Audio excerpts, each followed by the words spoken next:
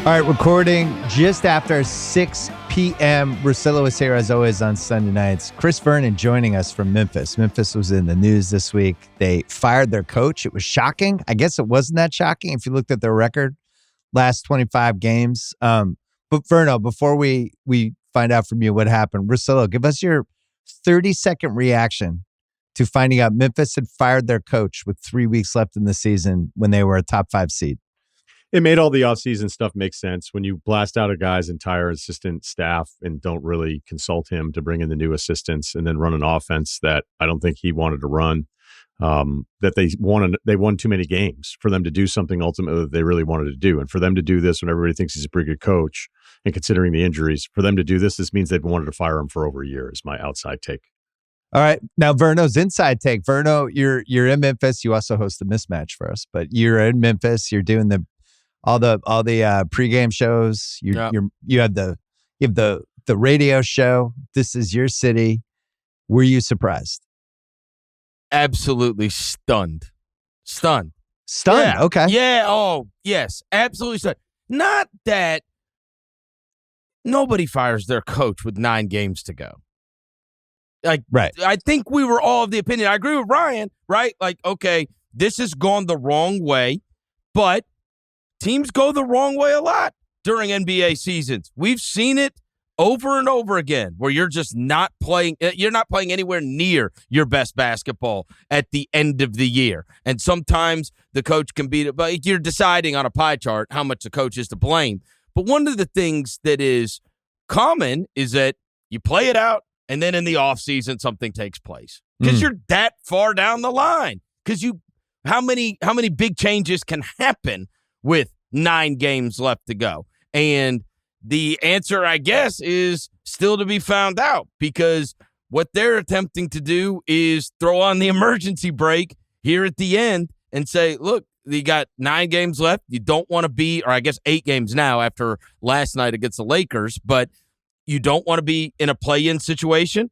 You're probably going to have to get to at least, say, 48 wins in order to not be in a play-in situation. So that means you got to play 500, and you haven't played 500 in a long time. You haven't beaten a team over 500 since February 2nd. And so it's like, yeah, this is way late in the season, but it's kind of nut-cutting time. Like if you're going to not be in the play-in, and if, unfortunately for them, in the playoffs, you have to play a good team. So if you want to be able to beat a good team, like, then you want to try something different, even if it is this late. But I think I fall in line with everybody. It's not that they did it; it's when they did it. The timing of this, usually you don't get this late in the season before a guy is let go.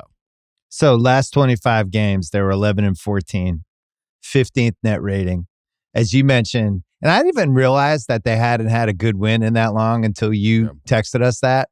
Yeah. And I went back and looked at the schedule, and I was like, "Oh my God!" I guess Russillo, the thing that when you do something like this, it makes me think that they think they still have a chance to make the Western Finals, and it wasn't going to happen with the current situation.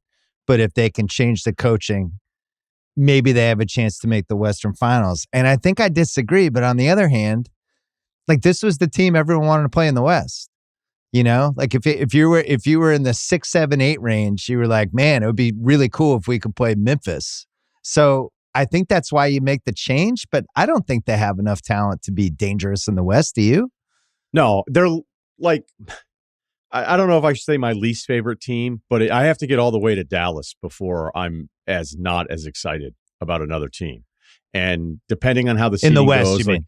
Yeah, if you look at the West and you say, you know, what's the best case scenario? Because it's just crazy that it feels like not that long ago, you know, this is a team that was a 2 seed back-to-back seasons, and you're like, man, like what could this team do? And this makes sense, and we're all excited about Ja, and they've got all these nice young players, and you're like, okay, well, these playoff losses, these are their, you know, we've talked about this a lot the last couple of weeks. These are their seasoning seasons, and then they have their injury issues, and then when you watch them this year, you know, they still had a decent enough record. Even 11-14 isn't really that bad. But when you look at, as Verno says, the record against any of the good teams, if you look at where they stand in the West in the expanded standings, they're 11-21 against teams that are 500 or better. Golden State's 500, Minnesota's 14-20, so it's still marginally better. The Clippers with their stuff are 14-22. You got to get to Sacramento, who's the 10 seed right now, to have something that resembles how bad Memphis's record is against those teams. So, look, is it Jenkins? No. Ja supposedly in that piece from The Athletic talked about how he didn't like the offense. I mean, the irony of this is that the Finnish guy now that's the new head coach, like this was part of the offense that he brought from Europe. And I know when the NBA thinks, right. where do we go for head coaching? It's like, let's start in Finland.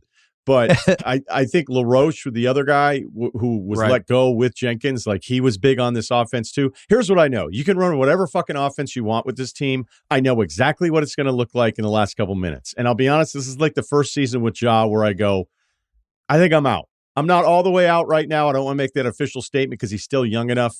But when he's the face of your franchise and leader, like, look, man, Verno texted me a single tear emoji on a face after I did an open a couple years ago. It's the whoop that trick game where they beat the Golden State Warriors. They're down 3-1. They won by 39 points. I think Recency Bill had a take that you can't win an NBA championship having that kind of loss in the playoffs. Recency Bill came out big that day.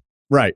And I know it was fun, and it's probably a memory a lot of Memphis fans will have because that was a lot of fun for everybody that night. Ja, by the way, didn't play in that game, if anybody needs that reminder. And look, it's going to be a little mean, but my initial thought watching that game was these guys are losers. Okay? And I wanted them to get their asses handed to them in game 6. And they did. So wait, so are you the one that called Dylan Brooks and told him to shoot it 30 times? Thanks a lot, Ryan. In retrospect, now I find out who told him to. You know what? Perfect transition. Because then in the next year, they lose to the Lakers. They lose in 6. They lose by 40 points in game 6. And everyone blamed Dylan Brooks. Right. Well, Dylan Brooks brought it on himself a lot too. Like that was the off season of where it was like, get ready to learn China, buddy. And it was like, I'm saying that wrong on purpose, but he was like, I'm going to be the bully with LeBron. And then he said, I poke bears. Right. But I'm just saying he wanted to be the bully in the series against LeBron. And then he didn't want to do a media availability, twice after like 2 of the losses. Right. So Verno drove him to the airport. He just wanted to make sure he got on the plane. Hey, look, and Brooks has proven he was worth the contract. Yep. So like my overall thing with this team, Verno, is that it went from this like really likable underdog, we don't give a shit, this is who we are, the Grizzlies' identity, to you guys haven't done shit in like 4 years. And I know injuries are part of the story. And it's like, I'll watch some of these games. It's like, dude, you guys carry yourselves like you've done something in this league. They do not. They do not carry themselves like that anymore. Insufferable right now, Chris. He's insufferable to watch right now. They don't carry themselves like that. I mean, when is that? Look, that's part of the problem is that whole edge, that whole fun, that all that stuff that basically Oklahoma City has completely stolen from the Grizzlies, but you guys all, ejaculate over it. Why? Like, you know why? Because they're good. Because right. They win. Well, the Grizzlies were good, right? Like, and then what happens is you are the good young team. You're the new kid on the block, and then you get beat, and then everybody loves to say that your chest was out too much, and you want to push down a peg, right? Here's the deal. They have, over the course of the last year was a completely lost season. Absolutely. Right? And this season, I think Morant wanted to have the revenge season, right? And I think he wanted to come back and prove to everybody. So you were telling us was going to happen? You were texting me in house. You were telling us revenge season. That he's way down the list on all of these best players in the league and all that kind of stuff. And everybody's just forgotten about him, right? He got into trouble. Then last year he lost the season. So he comes back this year, and next thing you know, and I know you say it doesn't matter what kind of offense they run. I don't agree, because I was unfortunately, with my mismatched brethren, Jacoby, in New York City, and I was there watching the Knicks beat the Grizzlies by 1,000. And what happened is you started running an offense that famously, you can go find every article, doesn't run ball screens. They run less Right. ball screens than any team in the entire NBA. So guess what happened this year?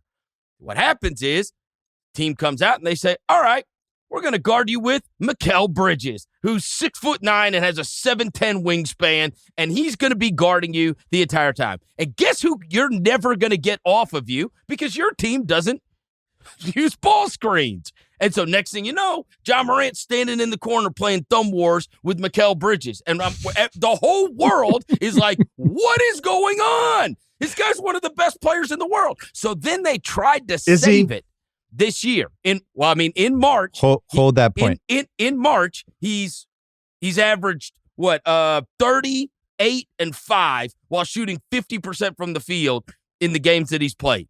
Right? But if you go back and watch, they've started running all these high ball screens again. They've moved it back because it got to such a breaking point, and it's like, hold on now. We've got an offense that is good for players 6 through 10, maybe players 4 through 10. But not 1 through 3. But is it the best thing for your best player, right? And obviously, it hasn't been the best for Desmond Bane either, right? Like, so there's been a push and pull to this, and obviously, when they play against good teams, it's been all year. They haven't been able to beat good teams. Their record is based upon them beating up bad teams. Enough foreplay. This, to me, is a whole Ja situation. And Ja doesn't play enough, and Ja's not reliable enough. And I wrote down, can you actually compete for a title if you can't count on your best guy emotionally or physically? Now think about, like, Embiid is in that class, right? Kawhi and the Clippers. Not Kawhi before the Clippers, but Kawhi during the Clippers. Is he going to be out there? What am I getting? Is he going to be out there in April? I have no idea. C-Webb on the Kings after the 0-1 playoffs. Is he playing? Is he not playing? I don't know. Vince Carter, Allen Iverson, Kyrie before Dallas, Zion right now. If you don't have that reliability with your best guy, can you even have a chance to win a title? And I think the answer is no. He's 25 now. He made All-NBA second team 3 years ago. Mm-hmm. And this year he's missed 30 games already. And it's not even like a Brunson thing where he got hurt and he's out for 6 weeks. Like, he'll miss 8 games. He'll miss 6 games. He'll miss 3 games. When you go to work, do you even know if Ja's playing? That's the season he's had. Yeah, no, that has been frustrating across the board, right? Because he started off well, and then he got hurt, and he got clipped out of the air by Christian Coloco. Then he came back. Then he was playing in a game in New Orleans, and he ran into a Daniel Tice screen, and his shoulder got screwed up again. And then it's just been one thing after another. Super But frustrating. is that going to be his career, I guess is my question, because he just seems like a nagging injury guy to me. And maybe it will be, but I will say I have always stood tall on this, that over the years, there is a reason, and you're the guy that wrote the book of basketball, there's a reason these guys, no matter how great they are, no matter what level you think they're at, I don't know why it's the number, but they're 27 years old. They are 20. 20 I think year, yeah. Yes. Is that when he's going to learn to shoot? I don't know. Did Jaylen Brown learn how to shoot? Because I heard you guys shit on him for 8 straight years, and then he won Finals MVP last year. So it can happen. He shot over 31% one time out of the last 5 years. I mean, you really want to compare him to Jaylen Brown. Like, you think you're hurting my feelings, but you're not. Yeah, that's it. That wasn't the way to go at Russillo. I would have attacked Blake Lively in the town before. Jaylen was 31, 40% in his second year from 3. I mean, look, Vernon, what I would say is, the point is, at 27, guys change. It has happened over and over again. But will this change? When I watch Memphis, especially in the last 4 minutes. It's my only hope, Bill. My only hope is that it changes. He's just going to the basket, right? And he's probably, if he's not the most electric guy in the league going to the basket with the game on the line, he's in the top 3, and that's what you're doing over and over again. I would say this with other guys, too. In the playoff series, I kind of feel like I know what Memphis is doing in the last 3 minutes. And guess what? They're going to give Ja the ball, and he's going to go to the basket. And over the course of 4 rounds, either I'm stopping it or he's getting hurt. And I think that's the point of the career that he's at. And that's why, But this is a little recency bias because he's played 301 games in 6 years. I got it. 301 total. I was listening to this pod a month ago, and you guys were going bonkers over how great Jaren Jackson has become. I love So it. there is a difference now. There is a difference now, plays. right? Between Jaren Jackson's closed a lot of games for the Grizzlies this year. Jaren Jackson's had a lot of big fourth quarters for the Grizzlies this year. And obviously, they've got to figure out a way.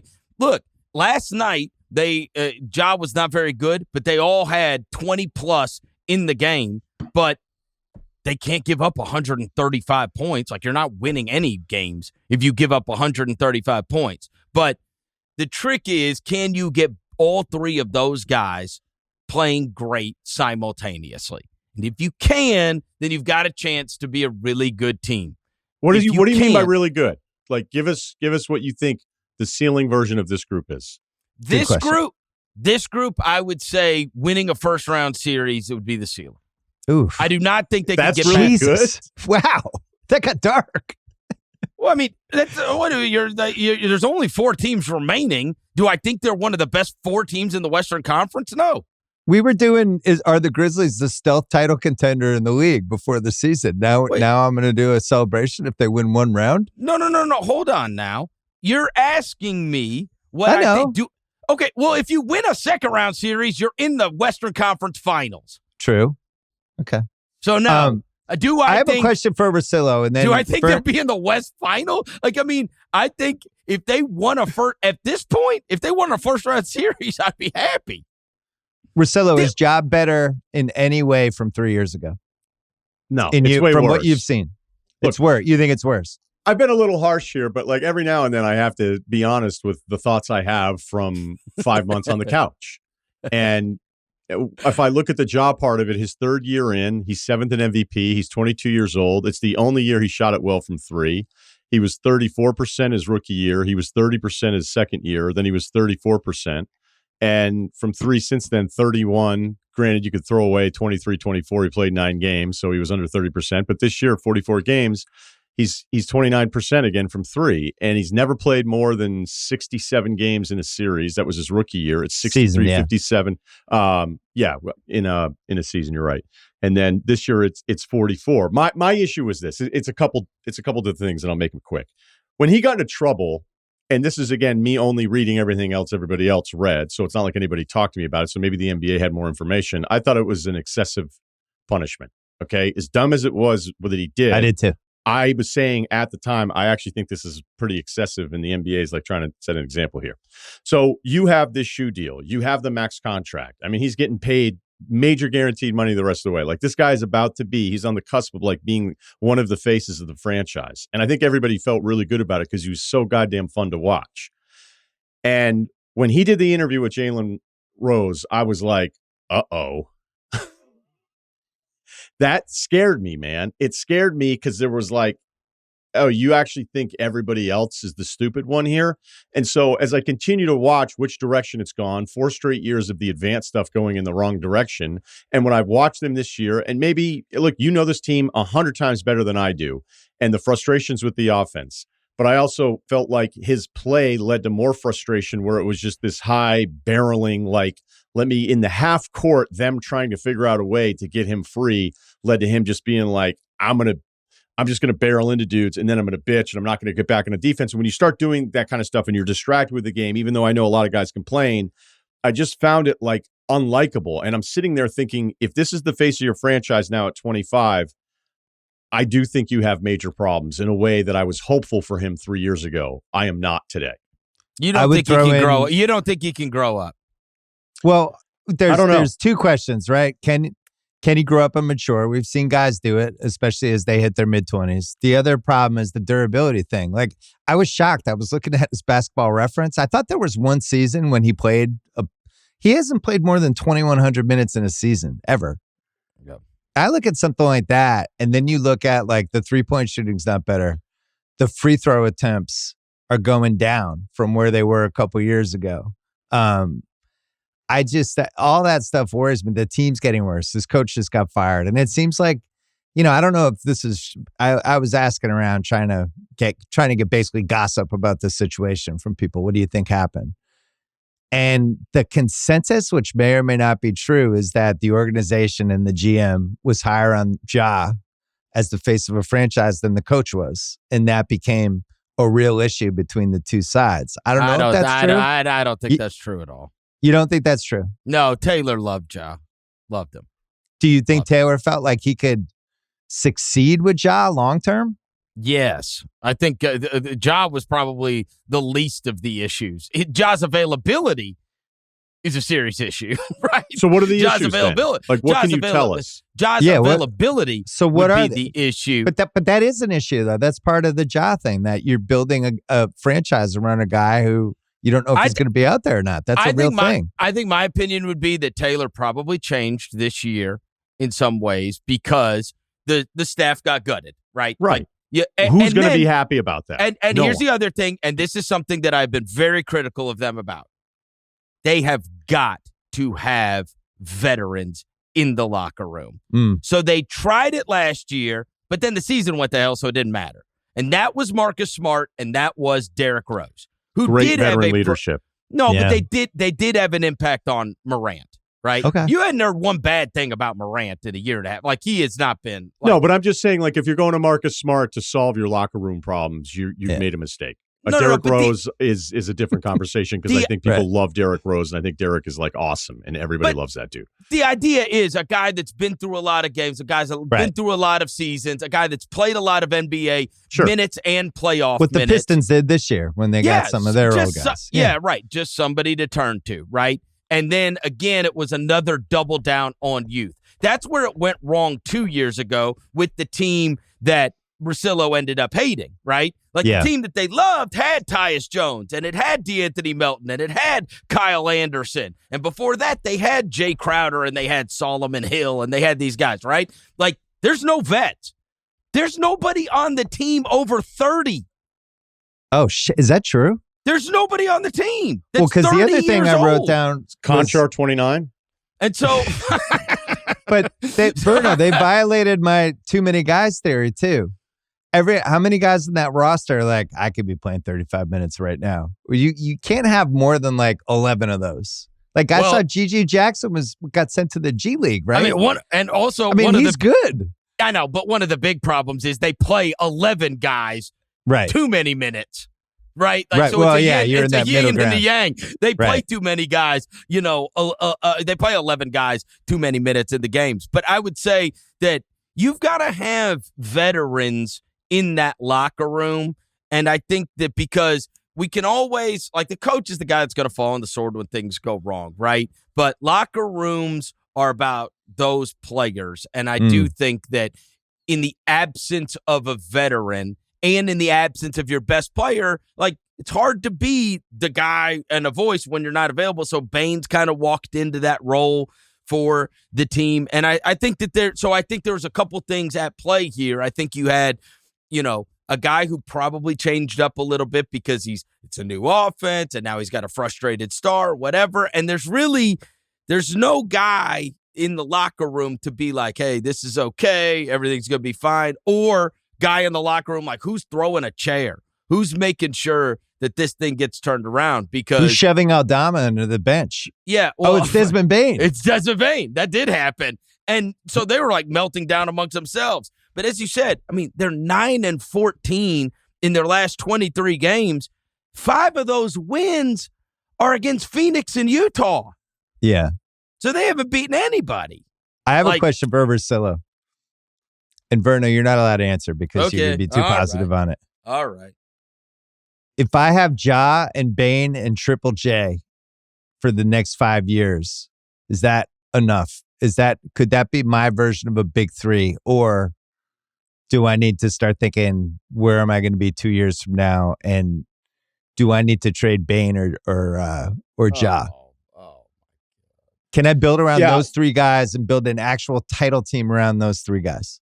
No, you can't. That's not a title team because here's the problem. And it's interesting that you talked about Taylor's relationship with Ja. Again, Vernon knows this stuff way better than you or I do, so I'm deferring to you on this. Yes. But like knowing how Zach is and how, by the way, he's been awesome. Like, if you just go through all the transactions, like, he's generally been really good. He's kind of ahead of people on some stuff. There's so many players on this roster that I do like. Like, I like Aldama this year. I always liked Bane. I fell in love with Triple J this year just because I feel like he took it to another level of just all of his offensive stuff. I think the Edey thing's pretty much the way I thought it would go. And, there's been some nice players here or there. Vince has been hurt and Gigi's been hurt. Shot selection's an issue with those dudes, but there might be something. Like, if I go through the roster, there's a lot of stuff that I like that the front office has done. But if they're as analytical about it as people suggest, then how is Ja, as a high usage, no defense, hurt a lot, can't make threes for 4 years? How is that even? It's like when Daryl was running Houston and he traded for Russell Westbrook, and you go, the only reason he did this is because of Harden. Because there's no way ever. There's never been a day in Daryl Morey's life where he looked at the Russell Westbrook profile and was like, I want to sign up for some of that. So I think Vernon, maybe I'm wrong, but I feel like it's a little bit. Look, I'm not comparing him to LaMelo. I'm not comparing him to Trey, because Ja at his best was in the conversation for one of the most impactful players. Like, kind of, again, that third season, what we thought he could do, even though Trey's put up the numbers. But I would be worried that the decision about Ja would be about what a huge star he is in your hometown and how important that is. That, all right, maybe if we're not winning the West, at least we have something that everybody's excited about and everybody's buying the jerseys, because I think he falls into that category. Well, I mean, that's not a Memphis thing, okay? Nobody is promoted more by Nike than this guy too. All right, so it's not just like I mean that's part of it. But right. There's a lot of people that have that stock in it. I am of the opinion it's still in there. I mean, I've literally watched it this month. Okay. I watched him be the best player on the floor against the best team in the NBA when Cleveland came to town. He had like 44, 8, and 6. I mean, he was dominant. He's still got that. Didn't you lose by him. 20? No. He's still got 15? that in him. I mean, look, it's every time they play a good team, they lose. But well, here's the thing. This is the crux of the issue.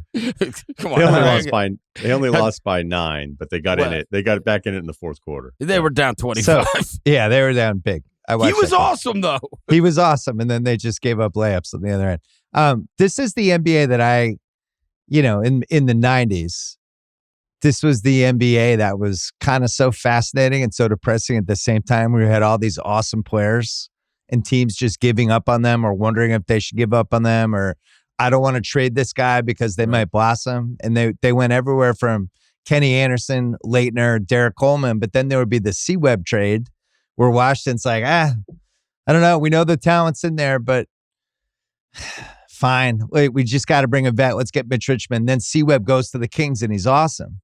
And I think that's the fear when you have one of these guys. You're not winning with them. I mean, they're winning, but they're not going to actually win the title with Ja right now. Well, but you don't want to trade him either, because you don't want to trade him. And then 2 years from now, you look like a complete shithead because he's in the Western Finals averaging 32 a game. Well, look, so you're kind of stuck. I know I'm in a bad spot because they just fired their coach, Nuggets, but they're still right in the playoff mix. And as Ryan said, last season was a thrown away season. Okay. Yeah. The whole team got injured. They played more players than ever. And what happened to Ja? No, hold on. The 2 seasons before that, they were the 2 seed. Both seasons. Okay. This season, it's kind of crazy because it's really only one bad year. And so this season, before this 9-14 stretch, they were the 2 seed. They were on their track to being the 2 seed in a bitch of a Western Conference 3 out of the last 4 years.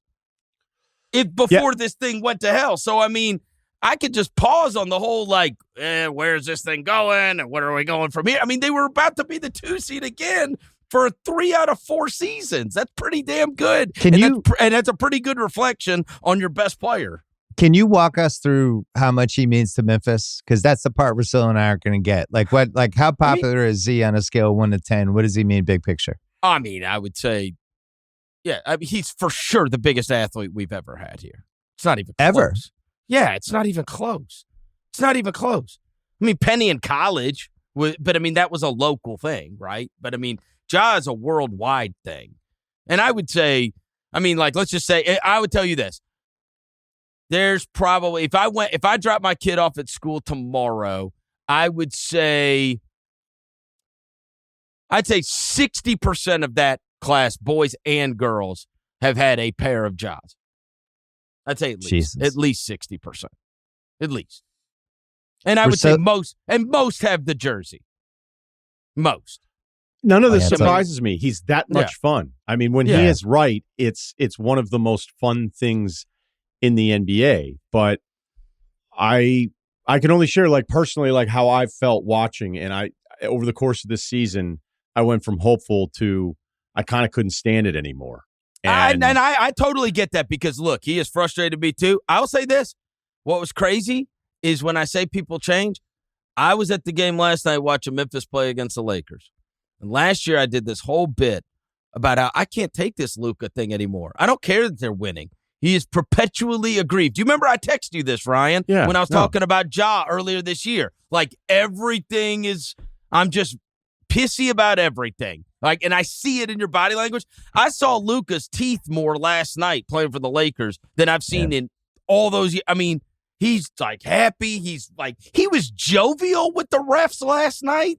Like, playing butt taps or whatever. That's not every night. You caught him on a good night. Maybe I just caught him on a good night. You did, because he's been back to pretty much normal. No, he's all over the place. Once he got back in his shape, he was more. That was the funniest thing about him when he came back with the Lakers. He was just so exhausted he didn't have time to complain about anything. I went to the Chicago game a week ago. He was fighting with literally every ref. He was arguing with the players of the other team. So you understand, and the listeners understand, this isn't about me talking about, like, off the court stuff. I'm sorry, but I think there's a lot of guys that are probably really immature that we never hear anything about, and they're some of our favorite basketball players. So I'm not even really putting this into it. What I'm saying is, I think there's... Again, because of who he was in that third season, I understand how he sees himself, right? He should. I'd rather have a guy who's confident out there than second-guessing himself. But the more I've watched this year, when I think about, like, hey, it's another year where he can't hit any shots. It's another year when it's the wrong night. He's just flailing into the paint, hoping somebody fixes it for him. And there's just a lot of possessions that I don't love. I go, all right, well, if this team's in the playoffs, like, I'll tell you right now, I don't care which year you pick them to be the 2 seed. I bet you if you went through it, like, I think all 7 other teams, 1 through 8, would want to play Memphis in the first round this year, at least this year's team. I don't know that anybody's ever been scared of them. Maybe you take offense to that in 22. You might be right, because that was a pretty good team. But it's just going for this young group that is right now supposed to be scaring some teams. It is going in a direction I did not think it was going to go to when 22 finished out. Here's the only thing I'll say, and maybe we will see the rest of the way. Look, this is going to be a very telling week. They play Boston on Monday night. They play Golden State on Tuesday night. There's nowhere to run, right? You're having to play 2 of those teams that you would have to see. These are playoff caliber teams. These are 2 of the best teams. Certainly the best teams in the last, like, month and a half of the season, okay? So you're going to see that. I will also say that they've played, 73 games so far, and this is a demerit on Morant. But this season, they have had, so whenever you're making your predictions on what you think is going to happen, they have had John Morant, Desmond Bane, and Jaren Jackson Jr. in the lineup together 31 of those 73 games. 31. Okay. That is a very, very low number. So there is a small sample size of what their true ceiling could be. And by the way, with those 3 guys on the court, they have been fantastic, as they have 3 of the last 4 years when they've been on the court. And they got rid of the coach. So, I mean, who knows what's going to happen going forward, and who knows what's going to happen with Morant, and who knows if those 3 guys are going to be able to get to the playoffs healthy. But who's guarding Jokic? I will say, I mean, I think the same guy that guards him for every team.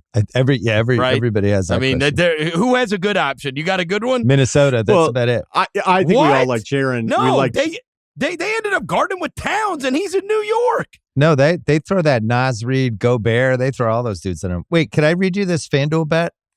I just don't want Jaren to foul out in the first half. Yeah, that's the problem. That's my issue. You and me too. Zach Edey. You don't Zach Edey. It's FanDuel. FanDuel has a team to advance bet. Oh, great. Where you can go through and be like, hey, will this team make round 2? They have odds for shit like that. Memphis to make round 2, yes, is plus 210. Damn. No is minus 270. And then if you want to bet Memphis, hey, they're going to turn this around, West Finals. Memphis to make the West Finals. What do you think the odds are, Russillo? A billion Memphis to has one. to make the West Finals. No, it's got to be. They don't want to go crazy. I'll say it's plus 850. See, Russillo's getting good at this. 10 to 1. Oh, wow. Yeah, 10 to 1. So you're saying there's a chance? No, come on. But it's interesting because like the Clippers are plus 150 to make round 2. Oh, and then the Clippers, round 2. I know Verno's face. I was with you. I'm like plus 150 to make the Western Conference Finals. But then they're plus 520 to make the West Finals. The Clippers. So the odds are actually low. Memphis is like the kind of the one to jump on if you're looking at odds. Look, I don't even want to say it because it'd be famous. It'd be famous last words. Look, the one do it. Yeah, just blurt it out. Blurt it out so we could cut it, and then when like you 2 ever months held later, back? just send it back to you and try to make you feel bad about it. Go ahead, say it. Houston was the only one that we have looked at and been like, okay, maybe. Even when things have been going terribly, just because they have no playoff scars, it's going to be their first run through, and we have played absolute wars with them this year. They are clearly been much, much better than Memphis over the course of the last month. But if there was a team that and Minnesota too, they've played well against Minnesota. But like those older vet teams, the Warriors, the Clippers, the Lakers, obviously Oklahoma City's beat the shit out of them every time they play. That's part of this and part of the reason that we didn't. Nobody in Memphis was like, oh my God, we just fired the coach, because we've been sitting there for 2 weeks going, there's nobody we want to play in the playoffs. Right. Like we're not beating the Lakers. We're not beating the Warriors. We're not beating the only teams you would have a crack against are teams that have young stars as well, minus Oklahoma City, who you have no chance against, right? Verno, we have to take a break. Do you want to stay with us and talk basketball for 20 more minutes, or do you have to go to bed? I don't have to go to bed. I'll stick around if you want me to. Well, you got like 7 kids. All right, we're going to take a break. This episode is brought to you by Michelob ULTRA. We are getting close to the NBA playoffs, which means we are getting close to the NBA Finals, one of my favorite sporting events, not just because it's really fun basketball at the highest possible level, but all the historical legacy stuff. It's my favorite. You've heard me talk about it on the podcast many times. Speaking of finals, Michelob ULTRA is giving you the chance to win tickets to the NBA Finals, which I hope Boston is a part of. Not only do they make a superior beer, they're also helping fans like you get closer to the game. Michelob ULTRA, superior is worth playing for.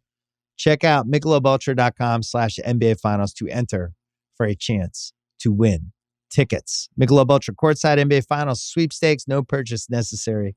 Open to U.S. residents, excluding Maryland residents, 21 and up. Ends on May 5th, 2025. See official rules at MichelobUltra.com/rules for price and detail. Message and data rates may apply, void where prohibited. So one thing I love about hearing Vernon talk about basketball is he's actually in the arena or near the arena around these teams, going to these games and picking up shit.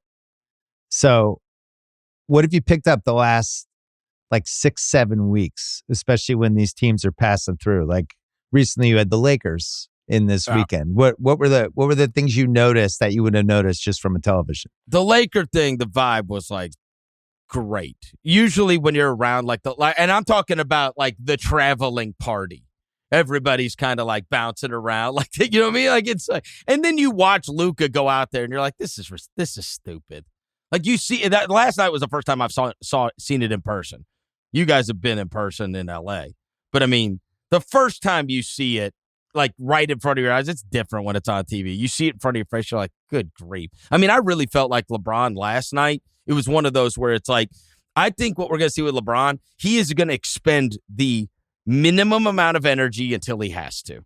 And this enables him to do that. He had to try a lot when it was just him and Anthony Davis. Like, there's all kinds of time that he doesn't even have to do anything with that team. So but I also think I think they're going to regret calling off the Mark Williams thing. Not that he's like friggin' Bill Russell, but my God, they have nothing at the rim. Nothing. I think Memphis had damn near 70 points in the paint last night. I mean, there's just, once you drive past them, and Reeves you can drive past, and LeBron, is not the defensive stalwart that he once was. Maybe that'll change in the playoffs. Luka, obviously. You just throw these guys at a bunch of different actions, and then you can get to the basket, and there's nobody really there to dissuade you. They've got, they'll play Jackson Hayes, they'll play Vando, they'll play whoever. So somebody that can get to the basket a lot going to give them problems. But man, I mean, Reeves was the best player on the floor last night by a wide margin when I saw him. So that was super interesting for me to have caught a game where Reeves was that just dynamic offensively, because you wondered, how does he fit in with the other two? He was the best of the three. Did you see the quotes from JJ after that game where he met with them before the game and was trying to figure out how the three of them could be more aggressive, working off each other? Yeah. Russillo, would be crazy if I put Reeves first team All-NBA. That's too high, right? Second team, let's maybe see how the the max season for him. closes. All right. 9 games left. I don't know. Brunson's not going to hit 65 games. There's a spot now on third team All-NBA, and it's basically for sale now on eBay. I don't know who's grabbing it. Yeah, I think you would be unsurprised when you asked me about the teams that I've seen in person. Like, the good teams are the ones that for sure stand out. And there's not that many of them. So when you see Cleveland, it stands out. When you see Oklahoma City, it stands out. Maybe we'll see when I see Boston tomorrow night, it'll stand out. But like, generally, you find like throughout the league, there's a lot of teams that don't know what to think about their team outside of the extremely good ones, right? Yeah. You even see the Knicks, and they're like, I don't know, we never beat anybody either. And, and that's the 3 seed, right? So, I mean, there's really just Cleveland, Oklahoma City, and Boston. Cleveland, Oklahoma City, Boston. I would say that's about the list of teams that, like, they have, like, as they say, aura about them. And, like, they're completely confident in what's going on with their season and what they are and what their capabilities are. And I think everybody else has no idea how it's going to go from the rest of the way. That's what I guess. Some teams are more down than others about their chances, obviously, but I don't think anybody has some kind of, I think it's going to be very matchup and health dependent. I think most people feel that way. You agree with that, Russillo? Yeah, I think, depending on the week, like you look at this Houston run and you go, okay, we're back to being excited about Houston. But if you go through it, what's the best win in those 11 of those 12 games? I mean, there's an argument in Chicago, which no one would be looking at as being like, hey, we beat Chicago. But Chicago's played better as of late. And I still, like, there's things about Houston that I really like. This double big thing that they were trying in the beginning with Steven Adams, I didn't really understand it. He's a big that you can completely ignore offensively. And if he's catching it outside of the paint, then it just means the paint and the driving lanes are packed because nobody's paying any attention to him. They don't want him to shoot. And now when you look at his net rating over the course of these 12 games, it's one of the best. So I think there are coaches that do a really good job in season developing options. Clearly, Oklahoma City's tried to experiment and they still kill everybody, which is like the scariest. I mean, part that's kind of about been the doing. Celtics lately too. The Celtics are beating don't everybody, leave and they're them out. resting two. They're resting 2 guys a game, and it doesn't seem to matter. They're 14-1 in the last 15. Well, that's a weird and it doesn't thing, even right? seem like they're trying. And you've got, like in the East, there's Cleveland, New York, Boston, and Indiana now, especially with the Dame thing, right? And I think we'd be surprised. But if I just pushed it to you guys and said, okay, let's set Oklahoma City aside. Like you asked the whole, like, make the second round. Who has the second best odds to make the second round? That thing that you pulled up. Denver? Like, it's going to be Denver or LA. I think it's switched. I think it's the Lakers. The Lakers. No. All right, hold on. Let me get if you were going to bank on somebody, if I just said you've got to put it down, they're going to be in the second round in the West that's not named Oklahoma City. So Denver has the best odds, minus 184. Oh, wow. to make round 2. Lakers are minus 160, and OKC is minus 1300. I mean, if Denver draws Golden State or the Clippers, that is no picnic. I want to talk about this because I was doing all the matchups today after some, and Minnesota just won. But it looks like it's OKC against Minnesota or the Clippers. Right now, I mean, Lakers. What's that injury report post that game against Detroit? Well, Minnesota won. Yeah, we don't know about suspensions. Lakers, Memphis right now, but it does seem like with the next 2 Memphis games, maybe they drop down. But the other 2 are Denver, Golden State, and Houston Clippers. And I was looking at the conference finals odds. The FanDuel does not believe in Houston. Houston was plus 790 to make the West Finals. And right now, if you look at it, they're definitely the 2 seed. They're going to have home court in the first 2 rounds. And they're almost 8-1 odds to win 2 rounds when they have home court, which speaks to Vernon's point. Nobody trusts Houston. Well, I've lived this life. Yeah. The 2 seed life, as you guys know. One year you drew the Warriors, if you're Memphis, and then one year you drew the Lakers. Like, you're going to have to face some kind of veteran, hardened team. Right now, I mean, that group for the 2 seed is Golden State, Minnesota, and the Clippers. Nobody's going to pick Houston against them except people from Houston. Yeah, I think Houston will be underdogs against all 3 teams if Kawhi is playing. If Kawhi's healthy, I'll wait to see if Kawhi's playing. There's an argument if Kawhi's healthy that they should have the second shortest odds of any team in the West to make the Western Conference Finals. Yeah, I think it's totally fair.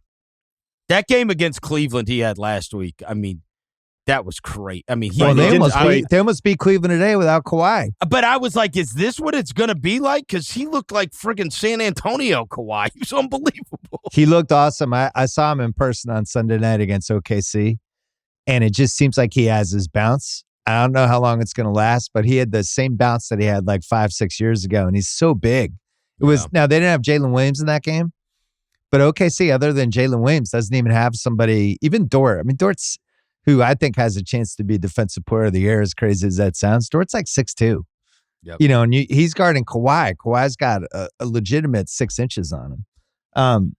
Can we talk about Houston for a second? They're 14-6 in their last 20. Dort's not 6'2", by the way. Oh, I think he's 6'2". How tall do you think he is? No, he's a big wing. He's listed at 6'4", so 6'2" short, dude. I'm telling you, I was watching him in the game, and I was sitting next to Mike Tolan, who I share the seats with, and we were trying to figure out how tall he was as he stood next to other players. We were like, that dude looks 6'2". But Jack guys always look shorter. He was shorter. He was shorter than SGA. I love it. I love it. Bane's like 6'7". I've been saying it my whole life too, Ryan.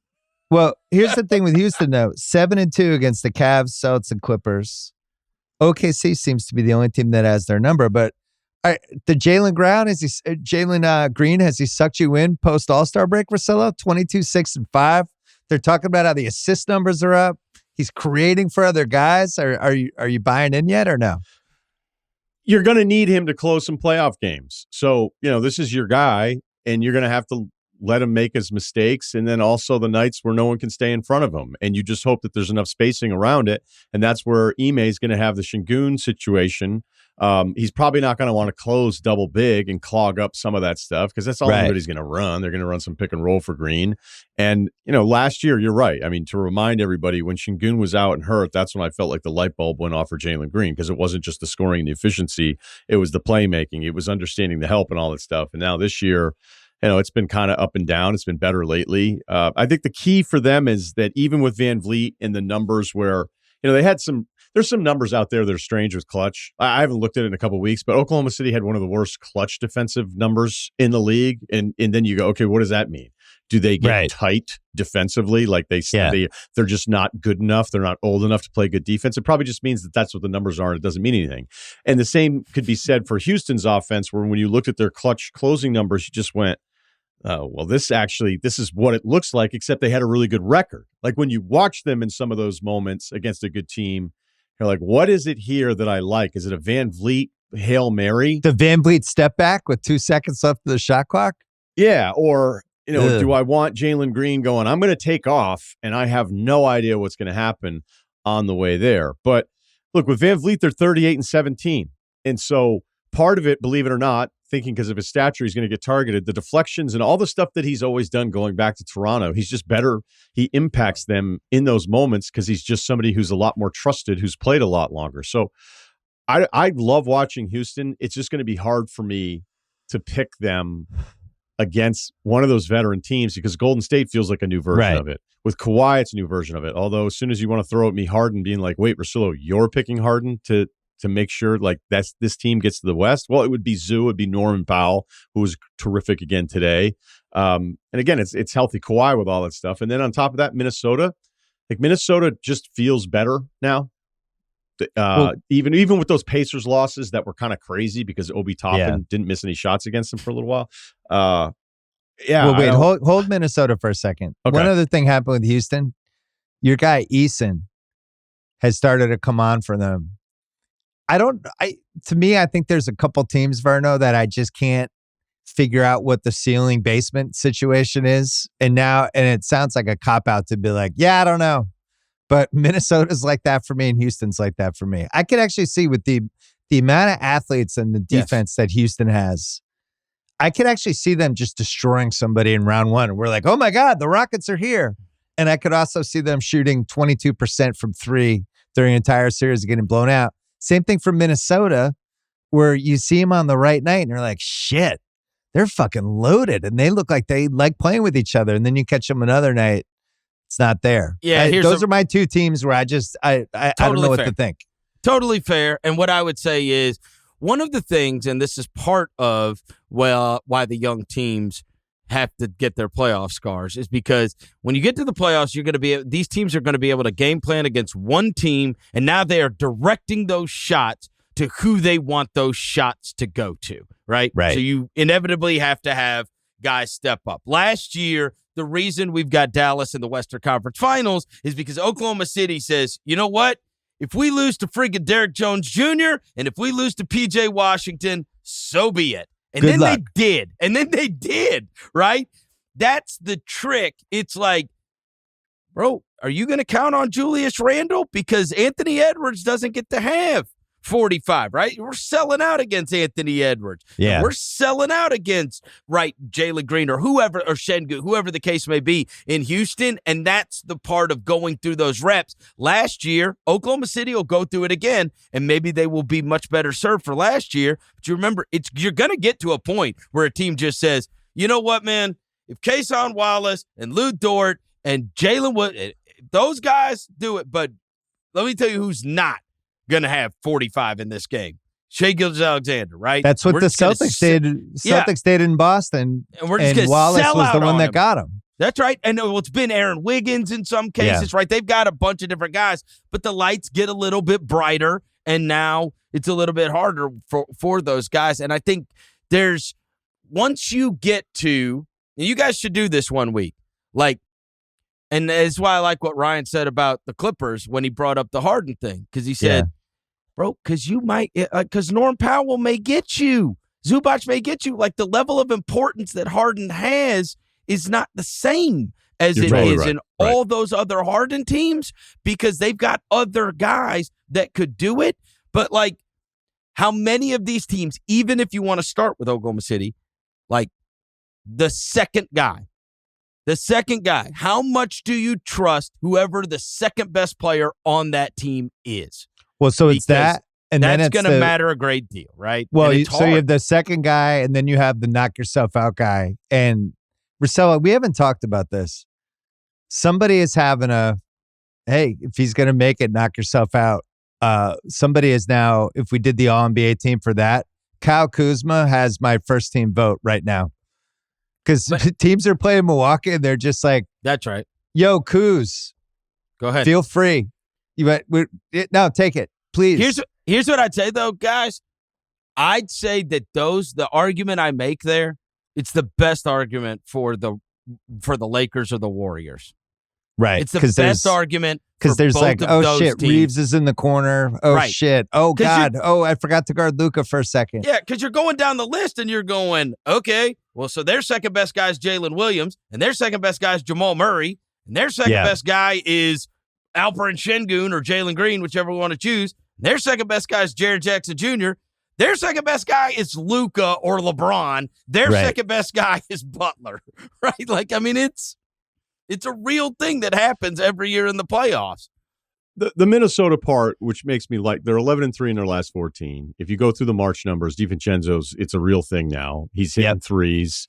This is the best I've probably felt about Jaden McDaniels offensively, because it's not just the shooting, which has been great in March, but there's a lot of times with him, I was like, I have no idea. If you get 0 or 18, totally, like the odds would be even on both of them. And a lot of series too, if like you want to do this, because I know we were probably going to do this with the Pacers, so I don't know if we're doing it now, but if you're looking at series and being like, how often will this team have the best player? And there's some series and there's some matchups where it feels like Minnesota's going to have the best player. And that Denver game, it was before taping. I was super fired up. I was going to open my show with it because I felt like, all right, let's see what Minnesota has there. And there's certainly fluky results. You're like, what happened there? That game felt like this is going to matter tonight. And for Minnesota to beat them by 20 in the way that they did, it has me where we've all just assumed like, hey, it's the three teams with OKC, Cleveland, and Boston, and then Denver has to get the benefit of the doubt because they have the best player with Jokic, which is where I've been for most of the season. I'm really worried about Christian Braun fighting against SGA and fighting against Ant and being the primary guy. Like maybe they'll throw Peyton Watson at them is some size thing, but like Peyton Watson's best defensive stuff to me is like at the rim, helping. I don't really like, look, if he was that great on the ball, then they wouldn't be playing Christian Braun so many minutes against these dudes as the primary defender. And, you know, nothing against him, but like he's fighting for his life against these dudes. And that's that's the thing that I've seen from him in some of these more high profile matchups. So sure, there's some weird results we have every night throughout an NBA season, but that game in particular felt like something and a bit of a reminder. And now the fact that they have all of this outside shooting working for them, Minnesota is, and it's not that they were bad. It was that we went into this year thinking, can this team win a title? And it hadn't looked like they had any chance for months and months. And I'm not necessarily putting them in that group, but it's now the best that I've felt about them. You know, there's a lot of teams. Do you trust Randall? No. But I think Finch will look at it. No, but there's certain coaches, like we were talking about Ime there a bit. You know what he's going to do? He's going to look at how the last 5 minutes are going in a playoff game, and he's not going to give a shit about anybody's feelings. And if it's Amen Thompson out there instead of Jalen Green because he likes it, then fine. If it means benching Şengün, fine. He'll do it. And I think Finch will do some stuff here too, whether it's a weird Gobert night or a Randall night where it's not working out, where they can, you know, it feels like McDaniels is 1 for 10. Yeah. Oh, no. Yeah. Hey, you're right. He's got big balls, Finch does, because you remember early in the year, that game where they had the torrid comeback against Oklahoma City. He sat in. Their best win of the year, and he just didn't put him back in. And I was like, bro, this takes guts. This takes guts. On Minnesota, there's some good advanced metrics for them, too. Like their last 25 games, they're 6th net. Last 15, they're 4th net. All the three-point shooting has been really good for them. Edwards has been better the last 2 months. They got a really good coach, too. They got a good coach. I'm trying not to get sucked in with them, but conversely, the Nuggets, who I think, Russillo, I think we haven't really talked about it, but I think we have equal concern with our guy Joker. I just feel like they're best when they play the really good teams. It just doesn't seem like they have enough. Like they're 0-7 against Boston, Cleveland, and Minnesota. In their last 15, they're 20th net, and they're negative net. And it just feels like there's certain nights where if Jokic isn't awesome, they're going to almost get blown out. You know, I'm really worried about them in the playoffs because I don't want. That's a team like if you were going to say what team is going to get swept in round one, and everybody would be shocked. That would be one of my candidates. And by the way, I wouldn't be surprised if they made the Western Finals. That's why the West is so fucking hard to figure out. Yeah, I am much more concerned about young teams being bad at the end of the year than I am vet teams. Yeah, that's fair. I think we get to this time and vet teams are like, dude, we don't care who we play against. We got to beat somebody to good to get there. And so the idea that they're not locked in, you know, for 82 games. But does anyone have more knock yourself out guys than Denver though? I mean, Denver has half of their 10-man rotation is go ahead. Hey, the Lakers that night where they beat them, where they just packed the paint and they were like, let's have guys keep 1 foot in the paint. When it was like weak side going, if there's two over there, we don't care. And even if Aaron Gordon's shooting 40%, we don't care. We're ignoring him. We're ignoring Westbrook. We're ignoring Watson. We're ignoring certainly Brown, even though, like, you know, there's some nice numbers there from Brown, who I think a lot of it can be influenced by Jokic. And so if you're running that two-man thing and you don't really care, like, I'll never forget watching that Golden State series against Houston in 18. And you're like, wait, Houston, like, could they win this? And I loved it. They were so aggressive in that they just said, we're guarding 3 people and we do not give a shit about the other 2. We're guarding 3 with 5. And that's the best part about the playoffs. And honestly, to your point, Bill, like when you watch Houston or you watch Minnesota or all these different things, I wouldn't trust anybody that tells me they know what's going to happen. And they know definitively, like, this is what Houston can do, or what they're not what they could do, but what they're going to do. Because there have been, we thought we knew it. Of course, we're surprised by sports all the time, but we thought like it was it felt pretty clear going into this season of like, this is kind of how deep the West is. And instead it's just OKC with these coin toss teams, depending on the week. Yeah. You know, I will say this. If you, Verno, please tell your new coach, the Finnish guy, what's his name? What's Finnish guy's name? Tuomas Isola. I love the Finns. Frank Isola's brother, Tuomas Isola. No. They call him Coach T.I. Coach T.I. Listen, if you play the Lakers, and this to me is this is coaching malpractice if anyone doesn't do this in the playoffs, you got to pressure those fucking guys 94 feet. Luka and LeBron bring the ball up. Neither of them want anybody to bug them until they get to midcourt. Luka gets actually mad. Like he almost punched Josh Giddey in the game I went to last week. LeBron will just pass it immediately. And you just got to you got to wear those guys down. It's almost like a football game where you're just like running up the middle, trying to make the defensive line tired. Good luck. By the way, though, good luck getting a starter, like a starting 5 NBA guy, be like, hey, you're picking up 94 tonight. Well, but I think you're going to have to. Like if OKC plays in the playoffs, sure. But in a regular season, right. In the playoffs, though, if I'm like if they play Memphis or Houston or whoever, those are the perfect teams to be, hey, Tari Eason, 94 feet with these guys when you're in the game. You got to do it. Because I do think you can wear them down. Those guys have a big responsibility and they can't guard anybody. Well, and it was crazy because Memphis, of course, had fired their coach. It's all the things. So you got this weird feeling walking into the arena. Now you're facing LeBron and you're facing Luka and you're facing the Lakers. And, of course, all these Laker fans have got their jerseys on. They showed up to the game. Then you start the game and you got whatever game plan you had to deal with those guys. And Gabe Vincent turned into like Klay Thompson and made everything. It's like, okay, like seriously, like this is the plight. Like, yeah, they do have some wild card guys. Somebody's got to take the open shots. Like Rui Hachimura is always the guy, obviously. Like, and that's the thing. Look how much, man. And they get to play small against you guys too. That's the other thing. For sure. Like, they love being like, seriously, we playing Jackson 15 minutes tonight. We can go with Rui. Like, I think that's the preference, and that will be when we see these matchups once the season's over, you know, we get to the play-in stuff, that's going to be a huge part of, like, the Lakers' path for me to be like, how long can they go small? Right. And who's going to push them hard? I think they'll go small against Denver, too. I think it's going to be on Rui just to be like, look, we know nobody's stopping him, but you're just going to stay in front of him, and he's going to get his numbers, but at least he's – look, I don't want to say contained, but I thought Rui fought really hard in that game against them when they were matched up, so – credit to Rui Hachimura. I like how it's played this year. Yeah. Credit to Rui Hachimura. Verno, we're going to let you go. Say hi to everybody in Memphis. Say hi to my favorite team tomorrow. I hope they do well against you. Good to see you. There's no excuses, right? Like, there's no, because I remember earlier this year when John Morant had like a triple-double at halftime, and he was the best player on the floor in Boston. It was like our 5th game in 7 nights, something like that. I remember. Yeah. I remember that well. Game. Okay. Yeah. Tired legs. We're fine no for tomorrow excuses. night. No excuses. Please don't beat us by 40. We just fired our coach. We don't. We don't need. Oh, you know what's happening. We don't need anything else bad to happen. I'm telling you right now, you guys are going to win. No, no. This pod will come out. You'll win. Ja's going to have a great night, and there's going to be like an immediate, like in the moment, like, oh my god, and then he'll get traded to Atlanta in 2 years, and then you guys will be like, Russillo was right.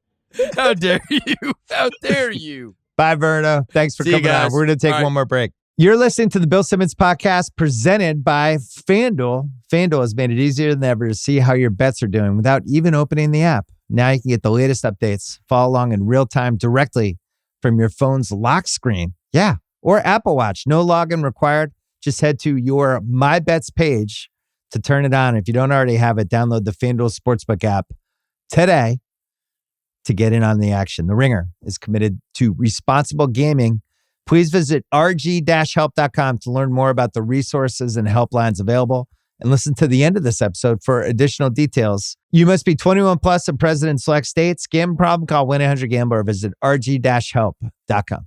And now for our special part of the show, brought to you by Workday. Are you a forward thinker? Then you need an HR and finance platform that thinks like you do. Workday, the AI platform that helps propel your organization, your workforce, and your entire industry into the future. Workday, moving business forever forward. Russillo, we've watched 2 weeks of March Madness.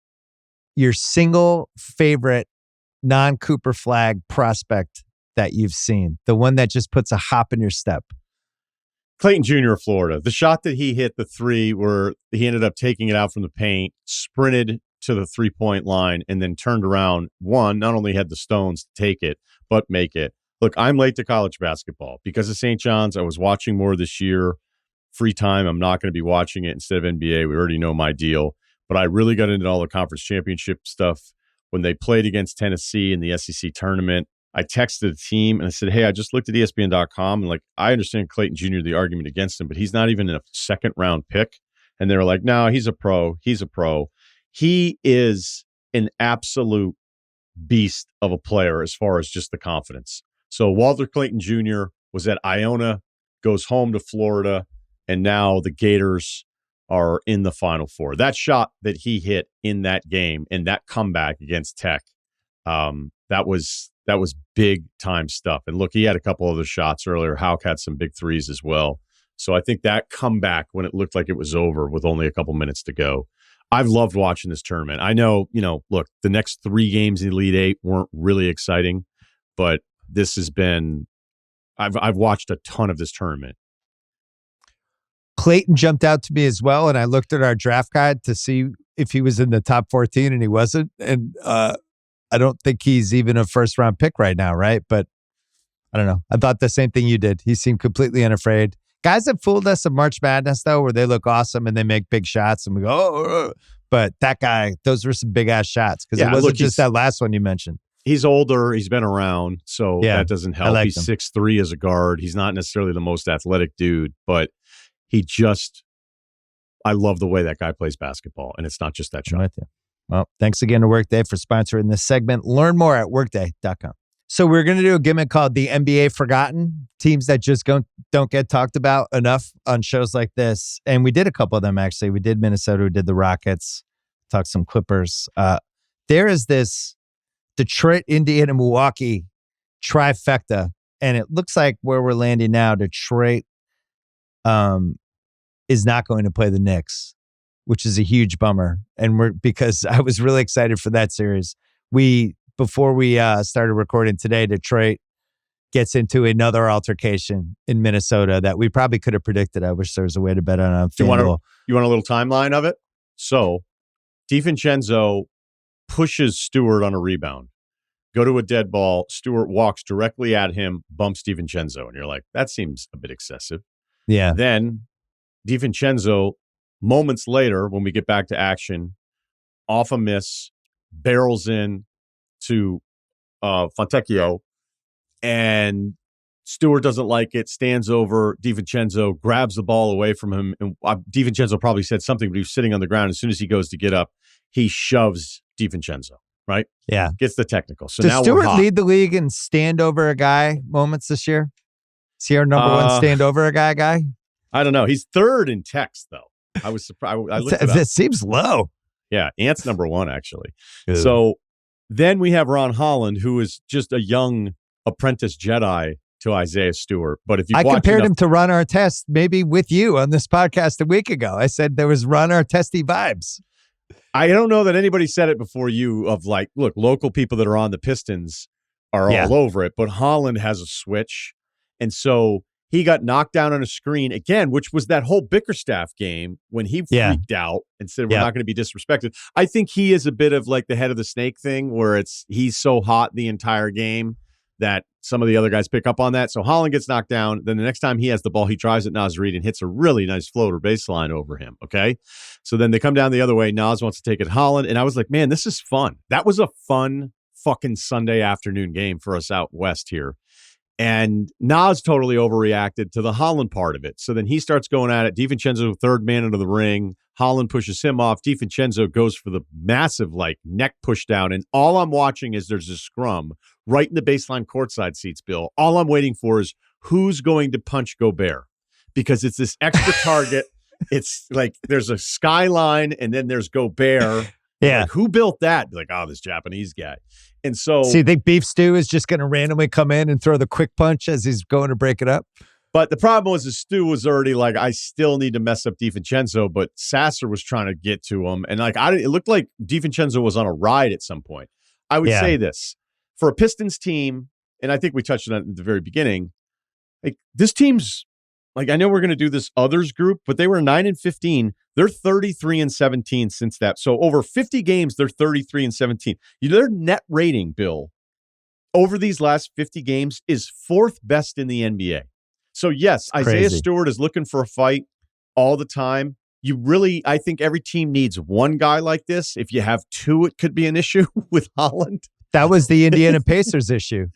You can't have Artest with Steven Jackson. But no, you love having the one though. Yeah. So I could tell you like there's some like Stewart completely overreacted. Naz overreacted on his part of it. But damn it, this team is sucked. And so if this is part of it, I couldn't believe it when I saw fourth best net rating in the NBA over the last 50 games.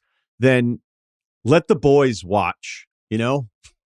Well, I looked at, it's funny you did the last 50. I did the last 25 before today because they got shellacked in the second half. This was before today. Yeah, I did it 17-8 in their last 25 before today. They were third net rating, but they were fifth offense, second defense. And I put in all caps as a question to ask you, at what point do we take the Pistons seriously? Because that's a really big sample size. I remember like 3 weeks ago, we talked about, could there be a team like Dallas last year where we just didn't take them seriously, but there were all these signs in the last 30 games? And you have to almost throw out every Dallas stat prior to the acquisition of Gafford and PJ Washington. Right. So with Detroit, they add Schroeder, who isn't the equivalent of Gafford and PJ Washington, but he did give them a little extra balance and a different look in crunch time. And he's somebody who's been in big games. And he's another guy who's, and I mean this as a compliment, he's a fucking dick.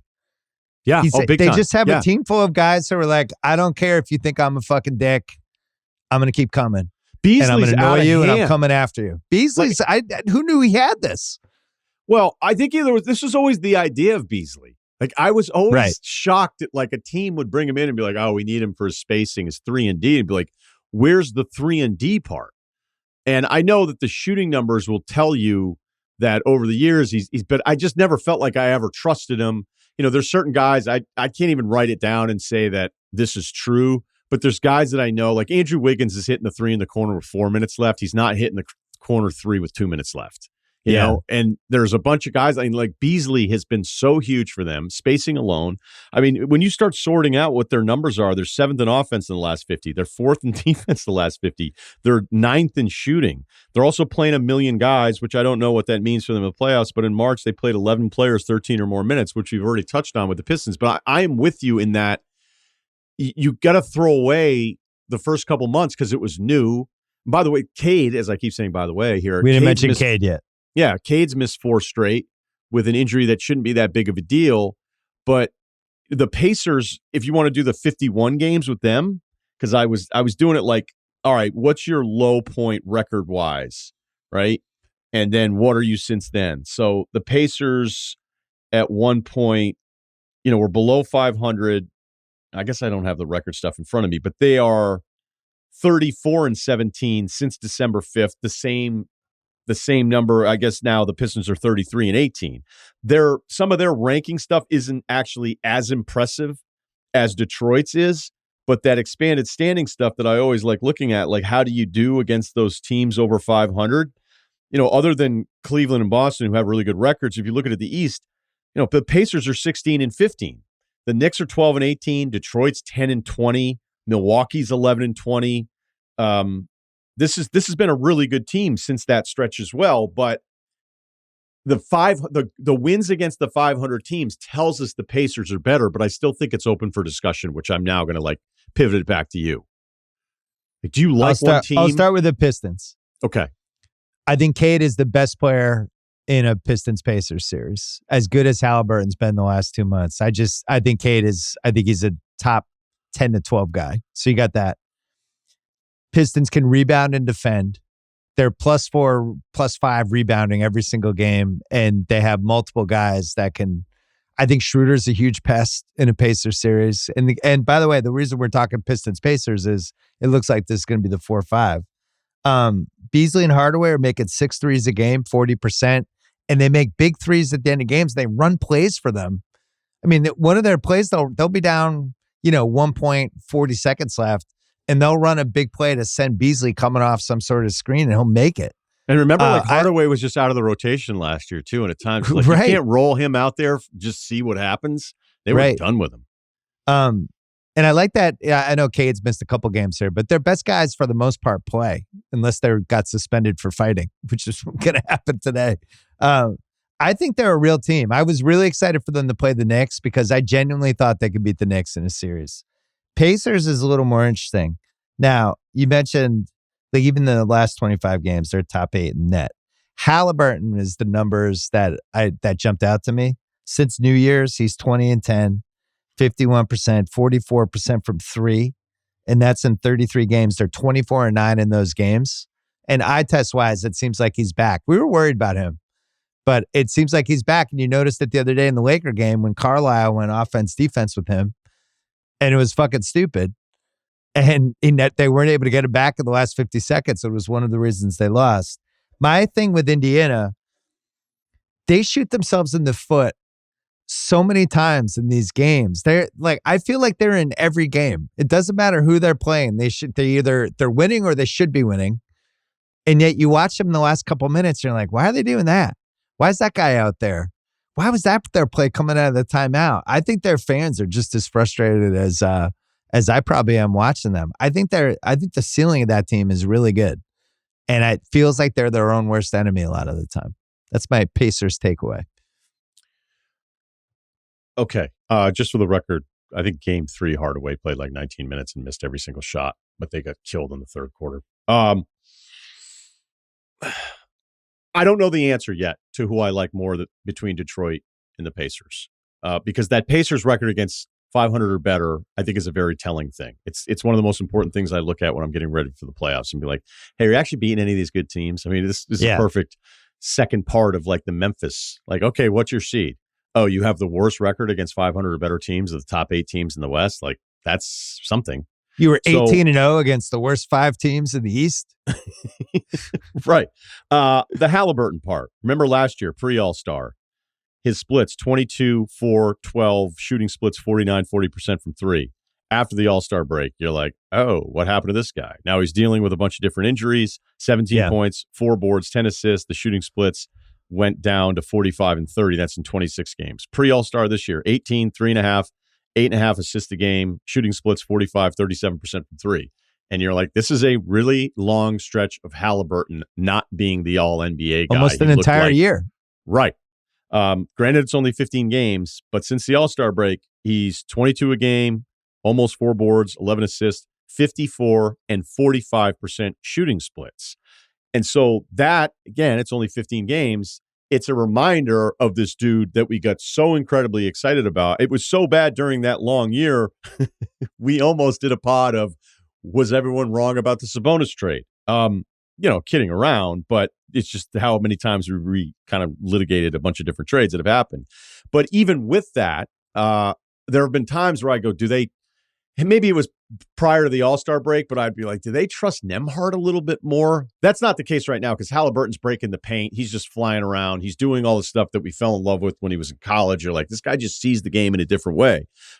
They clearly have a Nesmith-Mathurin decision. I think that they like Mathurin better. And the funny thing is with Nesmith coming back, because they had all of these injuries that really held back their depth, I would think that Nesmith would be the primary defender unlike the other stud, and it looks like they may like Nembhard better. I don't know what that means. Well, it almost seems like they just want offense, and they don't even care about having a guy out there who can stop the other guy because they think they can outscore whoever they're playing.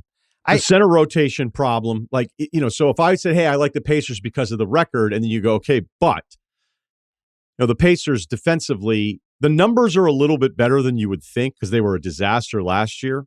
Yeah. They're better, but then it's a bit like the Knicks where you go, okay, I've got these other defenders that maybe give me a chance, but if it's Turner, who's been in decline, as the back line of the defense, and then, they've had to play Thomas Bryant 15 minutes a game in March. He's got a massive negative net rating. They've even played Tony Bradley like 5 minutes a game. So like the center part, they don't really have any other option at all unless they want to go Siakam and play small in a certain matchup. But again, back to my Knicks comp here, it's like this fun team we all really like, but it's like, do I really take them seriously enough when it feels like the head of the snake in Halliburton can be hunted, and then your center is somebody that people feel like, you know what, we're probably going to have a really good chance attacking them over the course of a series. And I know Pacers fans get like really upset of us maybe nationally being dismissive. It's like, hey, we made the Eastern Conference Finals last year. Well, let's go through it, man. Milwaukee had the injuries, the Knicks had the injuries, and it was a fun 4 games against Boston. Like, those are really fun games, but it's always going to fall into the category of kind of like Atlanta's Eastern Conference Finals and Portland's Western Conference Finals. Like, congrats on getting that far, but no one expected it. I think it was more impressive than that weird Atlanta-Philly series, because Philly just completely fell apart during that series. Atlanta was down big in some of those games. The Indy, that goes back to the point I made earlier. They completely fucked up game 1 when Jalen hit the shot in the corner. And they completely fucked up, I think, game 3 and game 4. They could have won both of those games. And Carlisle's a really good coach, but he does some end of the game stuff that I don't understand. And the teams do weird stuff. Right, but if they had won game 1, then Boston's the series is going to feel different. They were in 3 of those 4, though, in like a real way. But this goes back to my point. I think Indiana's good. Like, I'm pro Indiana. I think that if they're in the 4 seed, if it's a 4-5 and it's Indiana, Detroit, and I'm Cleveland, I'm like, fuck. This is who we get in round 2. It's to play Indiana. Like, they're a pain in the ass, and you're going to score on them. They're also going to score on you. I just think they want to go up and down, up and down, up and down. And I think they can play with Cleveland. I don't know if they'll beat them, but that's not a great round 2 draw for a team that's about to win 66, 67 games, Or if you they're get healthy, Detroit and you're in a fist fight with Detroit. If they're both healthy, I think Cleveland dissects them in a way that you go, okay, like we can't stop the flood. Like, there's nothing that we can do. Even though the Pacers defensively, when I ran the numbers again and split it up a little bit, since December 5th, they're actually like 12th defensively. That at least gives you a chance, because I like how they're playing. I used to talk about really like Halliburton too. As like Midwest Knicks, same profile, really good players. I like the Pacers' depth. Other than the center part of it, I like some of the stuff that they can do, but it's kind of back to your Cade point, which I think Cade is your answer. But is there a series where the Pacers would have the best player in any of those series? I guess the problem for me with Cleveland, and the reason I don't want to overreact to some of these losses in the 4-game winning streak, but at the same time, their defense hasn't been good now for a month. They're not even in the I think like net rating the last 15 games or so. They're 15th. They got torched by the Clippers tonight and outscored them. But over and over again, you're watching them like outscore other teams versus what they were doing in the first 4 months, where I thought defensively, even though it's a little weird with the guards, I thought they could get stops when they needed to get stops. And now I'm wondering if they can. So if I'm Indiana and I see those guys in round 2, I feel like I can score on them. And I feel like I can hunt guys in their team and I can hang around, and who the hell knows? I still think Cleveland's going to make the Eastern Finals. And, I I really felt like they were going to make the finals 3-4 weeks ago from what I was seeing. They were hitting every check mark. Like, even if you look at the teams that, did you see this stat about the teams that started out 50-10? You basically have a 50% chance of winning the finals based on the history of this. If you start out 50-10, 1, 2, 3, 5 teams didn't win the title starting out 50-10, and 6 teams did. So the 50-10 is like no joke, but I do feel like they lost momentum the last 4 weeks. And defensively, I'm not seeing it with them. Okay, you're right, but do you believe it? I don't know what to believe. That's why the season's been so weird. Do you believe they'll be bad on defense and not shoot it well? I think there's issues with them defensively that I think the smarter teams have exploited, and maybe that's a little follow the leader where the like other teams are watching. Huh? Orlando, the smarter offensive teams out there? No, I'm talking about like the way teams like Celtics and OKC have attacked them. That might be what's happening, where teams are like, oh, look at what they did. Oh, here's something picked up. I don't know. Maybe, but they're also missing 1 million threes. I mean, Mitchell's shooting splits in this stretch, the last 8 prior to today's game, he's 36 and 22% from 3. He had that 2-18 game against Phoenix. He went 0-8 from 3. I didn't even think they were bad looks. He just, high volume. The Clippers, he was 5-18. I just think they're so good, and they've been so good for so long, and it's not because of playoff success in previous seasons. I'm giving them the benefit of the doubt. I think they were 1 million games up, and so that's the thing. That's what you have to point to and be like, they have had nothing to play for other than 1 seed in the finals to home court. Basically, that's the only thing they've had to play for the last month, and then they lost that. So now it's like, what do you have to play for? Nothing. And I watched the game today. They got up 34-17. I thought they were clearly the better team. The Clippers stayed in it with some threes there to make the score look a little bit closer. So, yeah, like technically without Kawhi, the Clippers came back and fought this against a full group with Cleveland. They didn't have Ty Jerome today, who's out with a knee thing. But I just like, okay, maybe you're right about the defense, but this team isn't all of a sudden just going to not shoot well. That would be very surprising to me. And if you look at their true shooting on the season, it's like first. And if you look at it through this down stretch here, and it reminds me a little bit of Denver in 23. Denver closed the season. Right. What were they? They were 46-19, then had a 5-7 stretch in March. So actually they closed the season they won their NBA title. They closed it 7-10 in their last 17. Milwaukee is the other team we didn't discuss. I don't know how long Dame's going to be out, but it doesn't look great. Portis is suspended. Kuzma has given them some energy and some rebounding, some defense, and his offense is not good enough, and they're just getting waxed by certain teams. And it's starting to feel like they sold their souls to win one title. The weird breaks they're getting and just the bad luck and the way they traded Drew for Dame and all the stuff they gave up, it just feels like their window has come and gone. And I think if I'm a Bucks fan, I don't know what I'm feeling good about right now other than the fact that Giannis is on my team. Well, it wouldn't be today. They gave up 145 points to the Atlanta Hawks today. So that's you would think with Kuzma. Dame out of the lineup, that wouldn't make your defense worse. 145. I don't know. Milwaukee looks... I never really understand it because I would say of all the fan bases that you hear from, Milwaukee fans get really, really chesty in an annoying way, and obviously it's not all Milwaukee fans, but the loudest ones find the most creative ways to feel slighted. And I've just never understood it. You watch this team when they started 4-9, it's like, are they really going to be this bad? Yeah. Not really the case. They put together a nice little win streak there, but it was, the Houston win was close. Chicago stunk back then. They did beat the Pacers, and it's Charlotte, Miami, Washington, Detroit. Look, that was right before we were kind of doing some of the Detroit stuff. So I'm not. It just feels like, hey, they win 3 or 4 and they lose 3 or 4. They win 3 or 4, they lose 3 and 4. And I've watched them a lot because I keep trying to figure out if there's something I'm missing, and I think that's kind of the point. Is you're not really missing anything. They are plus 245 on FanDuel to make it to round 2. So that means Knicks Bucks round 1, the Knicks will be at least minus 300 favorites. And that's how the betting public sees it. And it's not great for Milwaukee. They are 19-1 to make the Eastern Finals. And there's going to be, look, we always talk about it. We've been doing this pod for a few years together. We get to the summer and there's always like the 2 stars like, whoa, this fell apart fast. And I don't know. Giannis has to be one of the guys considered because I don't know if you're him, maybe you're happy staying in Milwaukee. You want to retire as a Buck. But if you're just thinking big picture, do I want to get back to the finals? Do I want to have another relevant season? It's not going to happen with the group they have now. Kyle Kuzma's not saving it.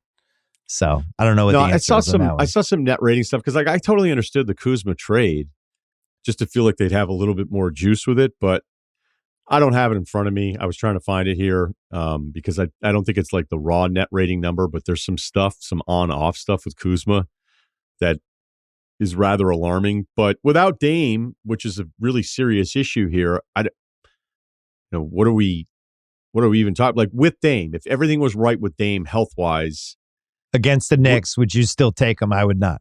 Would you take him against the Pacers? No. Would you take him against the Pistons?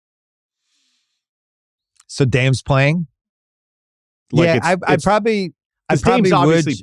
Better this year. I mean, offensively at least. But I would take them over the Pistons just because nobody in the Pistons has played in a playoff game, basically, except for the Beasley Hardaway types. But I wouldn't bet on. I wouldn't bet on the Bucks. Dame got knocked out of any chance to be in the All-NBA. Just wanted to mention this quick. Mitchell, if you did the first team, we got 2 weeks left. Is Mitchell in there over Edwards for you? It's a bad shooting month, but yeah, I think I'd still have him in there. I still have it same way. I have slight edge for Mitchell there. We had Triple J, LeBron, Mobley, Cade, Edwards as a likely second team. And then I wonder if KD has played himself into third team possibilities just because we're not going to have Brunson and we're not going to have Dame. Is Harden in the All-NBA mix for you? He wasn't the first time we did the exercise 2 weeks ago. So I didn't have it then. Who are you moving out? Can I give you some Harden stats? Yeah. I'll just give you this one. 25, 6, and 9 since the All-Star break. Like he's actually having well, it's like, I don't know. When was 15? The All-Star break? Mid-February? Yeah, 15, something like that. And he's been pretty durable. So I think he's in the mix. It gets really confusing. I mean, Halliburton, I think, is in the mix too, especially if Indiana can keep playing well. I think he's entered the fray. Other than that, Garland, Trey. I'm not voting for Trey for All-NBA if they don't have a winning record. It's tough. We lost a lot of guys. Games. That's 19 games for Harden. Yeah. We lost a lot of guys, man. Reeves. Do you want to start the Reeves hive now? I think they should move it to 60 games. I think the 65 is prohibitive because it's not Brunson's fault. He got hurt in overtime of a fucking Lakers game when he was doing everything and he stepped on somebody's foot. And now he's not an All-NBA player. He's one of the best 10 guys we had this season. It's one thing if it's Ja and you're missing 6 here, 8 here. It's one thing if you're Kawhi and you're sitting, and nobody ever knows who you're going to play. The Brunson thing was a fluke injury that wasn't his fault. And the guy's a warrior and he's playing 37 minutes a game. And I almost wonder if it should be minutes instead of games. I don't know, man. I don't care, actually. I'm with you on the Brunson thing, but I think as soon as the NBA... I care for the voting. Yeah, I know, but I'm just saying, clearly I care for the voting, but it's just my natural reaction now with everything. It's like, hey, we kind of figured out something that makes it better and there's an incentive for guys to play. And it's like, yeah, but can we change it? Like, here's where the NBA got it wrong. And it's like, Jesus Christ. Like, we're just trying to run a league here. 65's too high. Booker, is he in the mix for you? He's always in the mix for me. But if we're talking... It'd be funny if 2 Suns made it and they finished 6 games under 500. He was on my worksheet.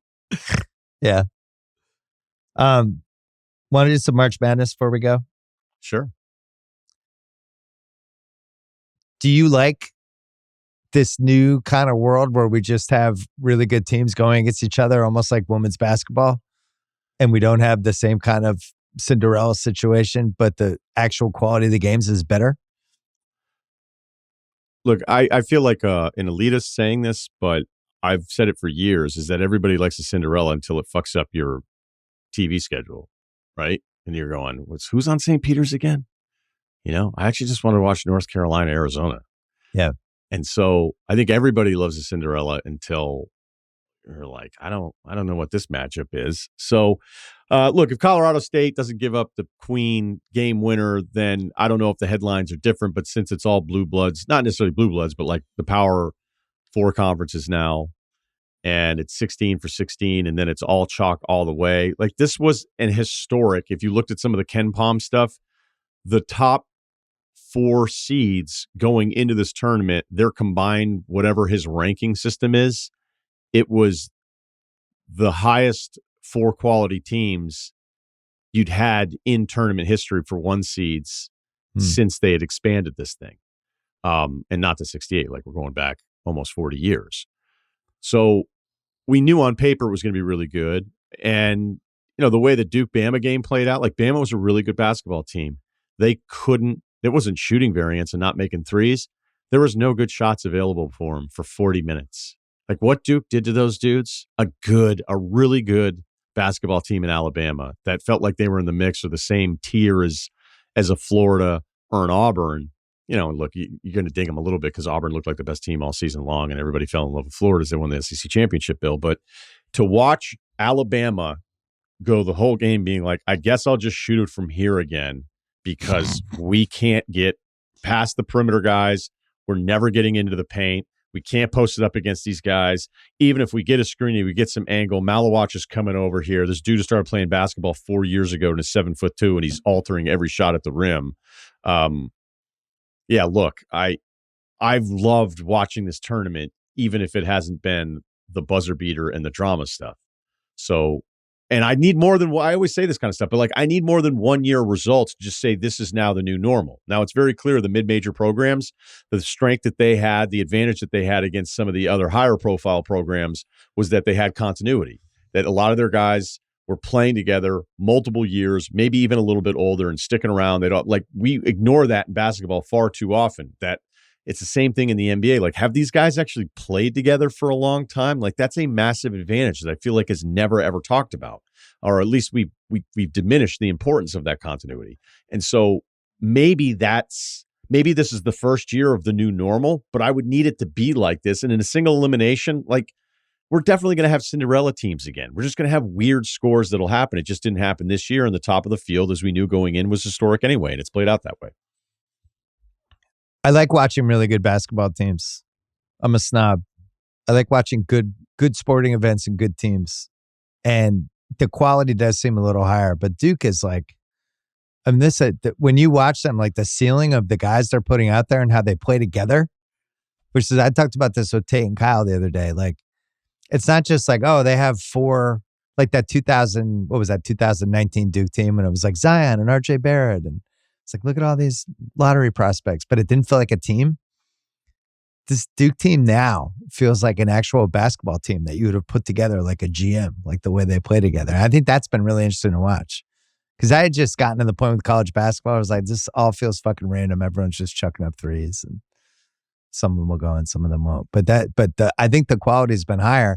And the other thing is, some of the teams feel like they have different identities almost, which is the way college, when we really love college in the 80s and 90s, the teams would have these different personas. Like St. John's is like, oh, the pressing team. Texas Tech was like, these guys are just fucking huge. Like, they're just like big bully ball team. So that part's been really fun to watch from afar, knowing nothing. And then you watch, the games today, and it's like, Jesus Christ, Houston. It's the athlete team, so that part I've enjoyed. Yeah, Tech almost won. I mean, it's going to be tough for Tech fans today going, like, oof, you kind of blew that one. But again, we've already been talking about the Gators and the shot making. They just, everybody between Houck and Clayton Jr., they hit every one of those threes when they needed to, and then they missed the front end of the one-on-ones on the other side twice. But Tech was looking like they were going to run away with that game with post-ups old school post-ups. Somebody was sitting on a couch. A young man listening to us right now was on the couch with his father, maybe even his grandfather. And he was like, that guy reminds me of Adrian Dantley. Although Adrian Dantley probably had a little bit more face-up. Like, I could have just gone real old school post-up guy. And I don't want to use McHale here, but they got back into it because Florida could not handle the big guy, Williams, I think, from Tech, who just was destroying him. And it was with space. Yeah, they were just kind of spacing it out for him and chucking it to him, and he was doing this. They didn't want to double him. Spins or face-ups. It was pretty interesting. Yeah, right, because you could see Florida's like, we don't want to double here. And then they finally had a guy overplay his shoulder so much that it kind of screwed him up a little bit. Yeah, look, man, even Tennessee, what Tennessee did to Kentucky in that first half was horrifying. It was, the energy, the effort. So I think because as NBA guys, whenever I dig into the college stuff, there's this abruptness, this shock part of oh my God, who's actually going to score? Do they have... we're just so used to the NBA now. It's weird if there's two guys that aren't offensive threats on the ball. And in college, you might have lineups where it's always three guys that aren't really a threat with the basketball. And they play so damn hard, especially in these tournaments, they're just going to play harder than anything you're going to see in the regular season in the NBA for the most part, which would only make sense. I don't even think it's a criticism of the NBA. It's just the reality of it. That once you get past what the hell are they doing? Is anyone ever going to score? Or that's a terrible shot, or where are the shot makers? Lanier, I know Tennessee gets eliminated today, but that guy's one of the just purest shot makers I watched all season in college hoops. Damn, this guy's getting into this kind of stuff as a college player. And so you have Tennessee just swallow up Kentucky, and then they go up against Houston where you're I don't know, are a couple guys going to get their careers going to end in this game, because you know how physical it's going to be. And granted, it was 29-8 with 3:38 to go in the first half. And Houston basically reminds Tennessee, you think what you did against Kentucky, you're going to be able to do against us. And the Kentucky even has, I think Tennessee had the ball down 10 making this run. And they played so hard to close this game, which is a credit to Rick Barnes and everybody with Tennessee. So I'm going to say something about the team that lost here. I don't know how many other teams in college basketball are able to hold off the effort that Tennessee was playing with, and yet Houston was able to get it back up to 20, because there was about this 6 or 8 minute stretch where I'm is Tennessee going to find a way to actually get back in this game? And if you can appreciate the effort and obviously the pageantry, which we've always talked about in the past, it helps you get over some of the moments where there's just such a gap between the shot-making ability and how clunky the college game can look at times, because a lot of it times these guys are busting their asses. Every single rebound is a wrestling match. I think the shot making is, I just wonder if basketball is just going to another level as we're watching it, just at all levels. You watch some of the drives and the finishes that the college guys have, and some of these guys aren't even going to potentially even play in the NBA, or some of the threes, the threes that Clayton Jr. is making. The artistry feels like it's gone up a level versus where we were before. Now, some stuff has changed. I don't when we did Blue Chips for the Rewatchables, and you watch Bobby Hurley is in that movie, and he's just the old school classic point guard, head up. I'm just going to set up. Those guys seem to be kind of gone, and they've just been replaced by all these different shooting point guards that all seem like every team has 3 of them. And then Flagg is another one who just seems like a complete anomaly for what we're watching. But for the most part, you watch some of the shot making, and it's really high level. I just wonder if maybe it's the camps, maybe it's people following the previous generations and stealing the best things from them as they watch and they're playing when they're 8 years old. But it just seems like people are getting better at basketball. Is that crazy?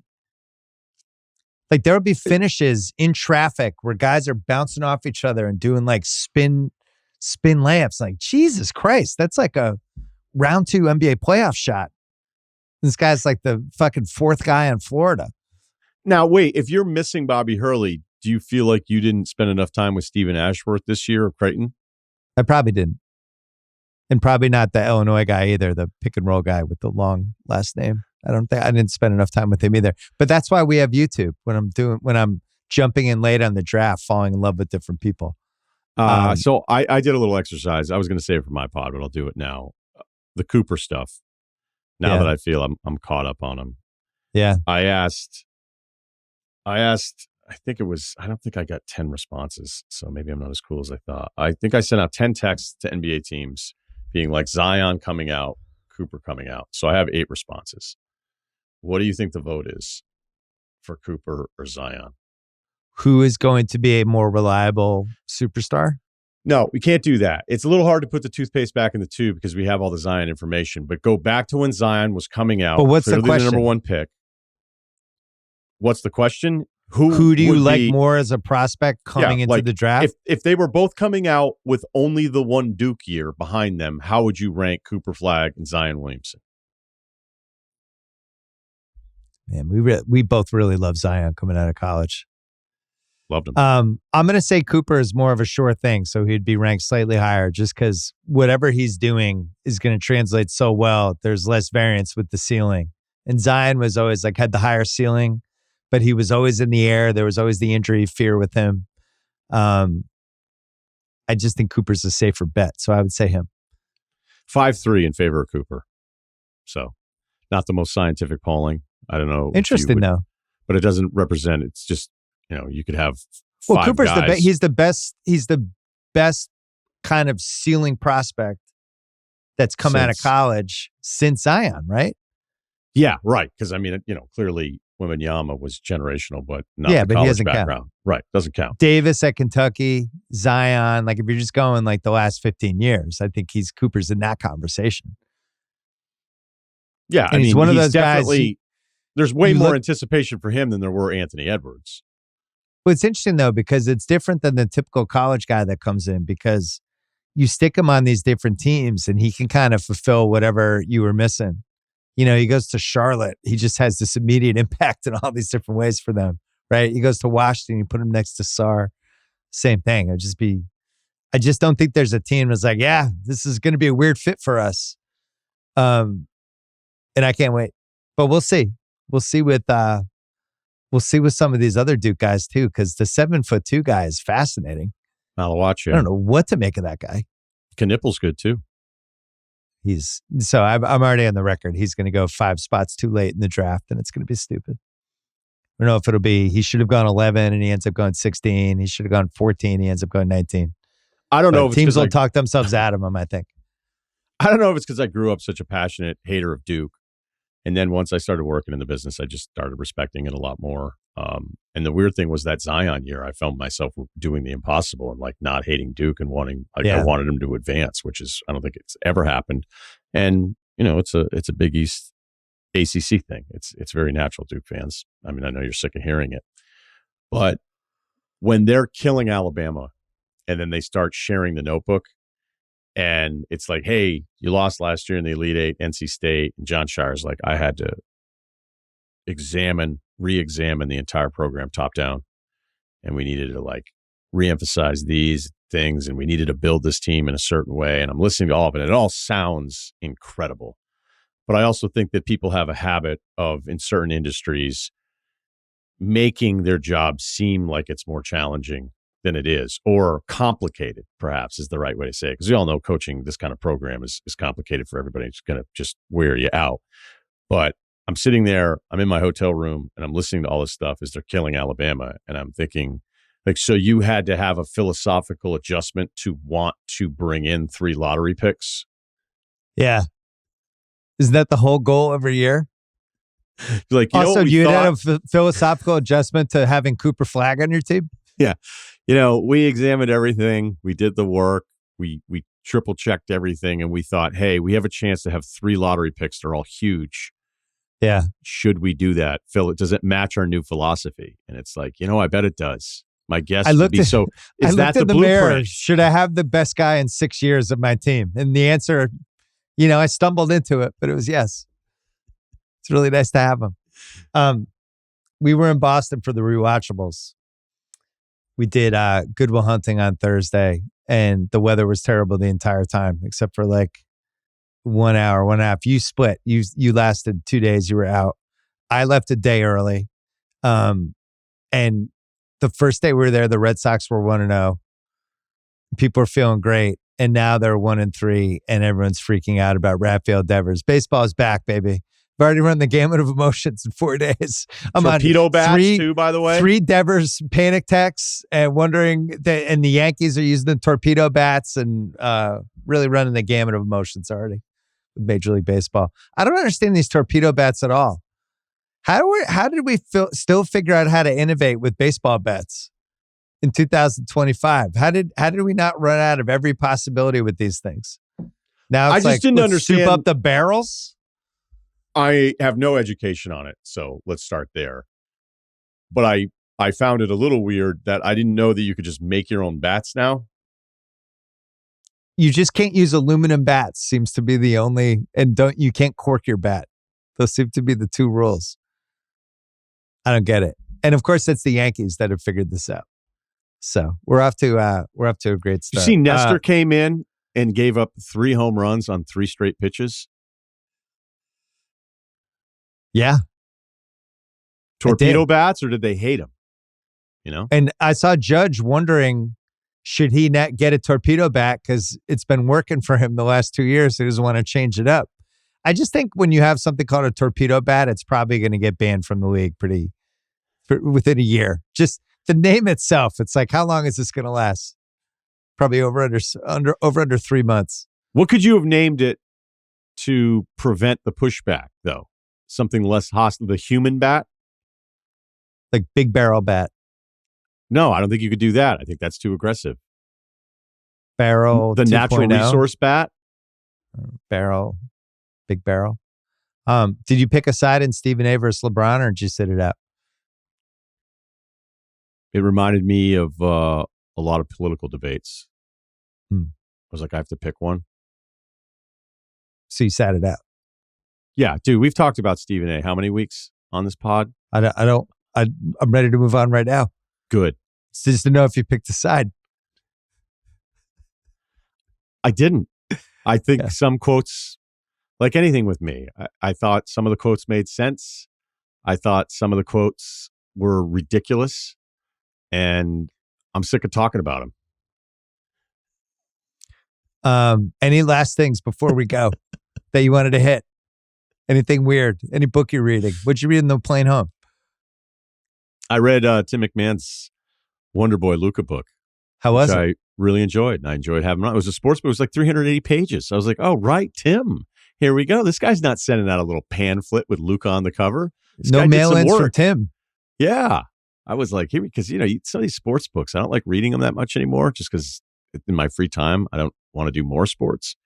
But, yeah.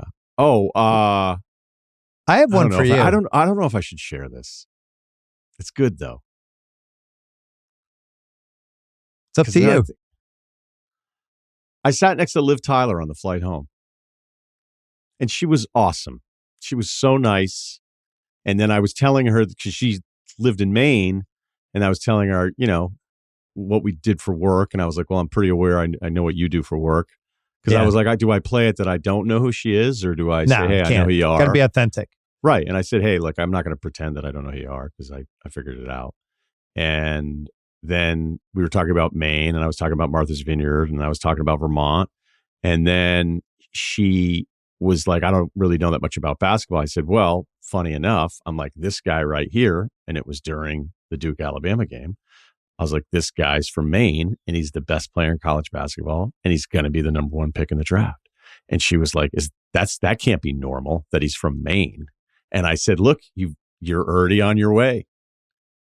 So, but yeah, really nice. Like, not, she's a huge movie star, and she was like totally friendly, normal. And then I was like, hey, I got to get back to the game.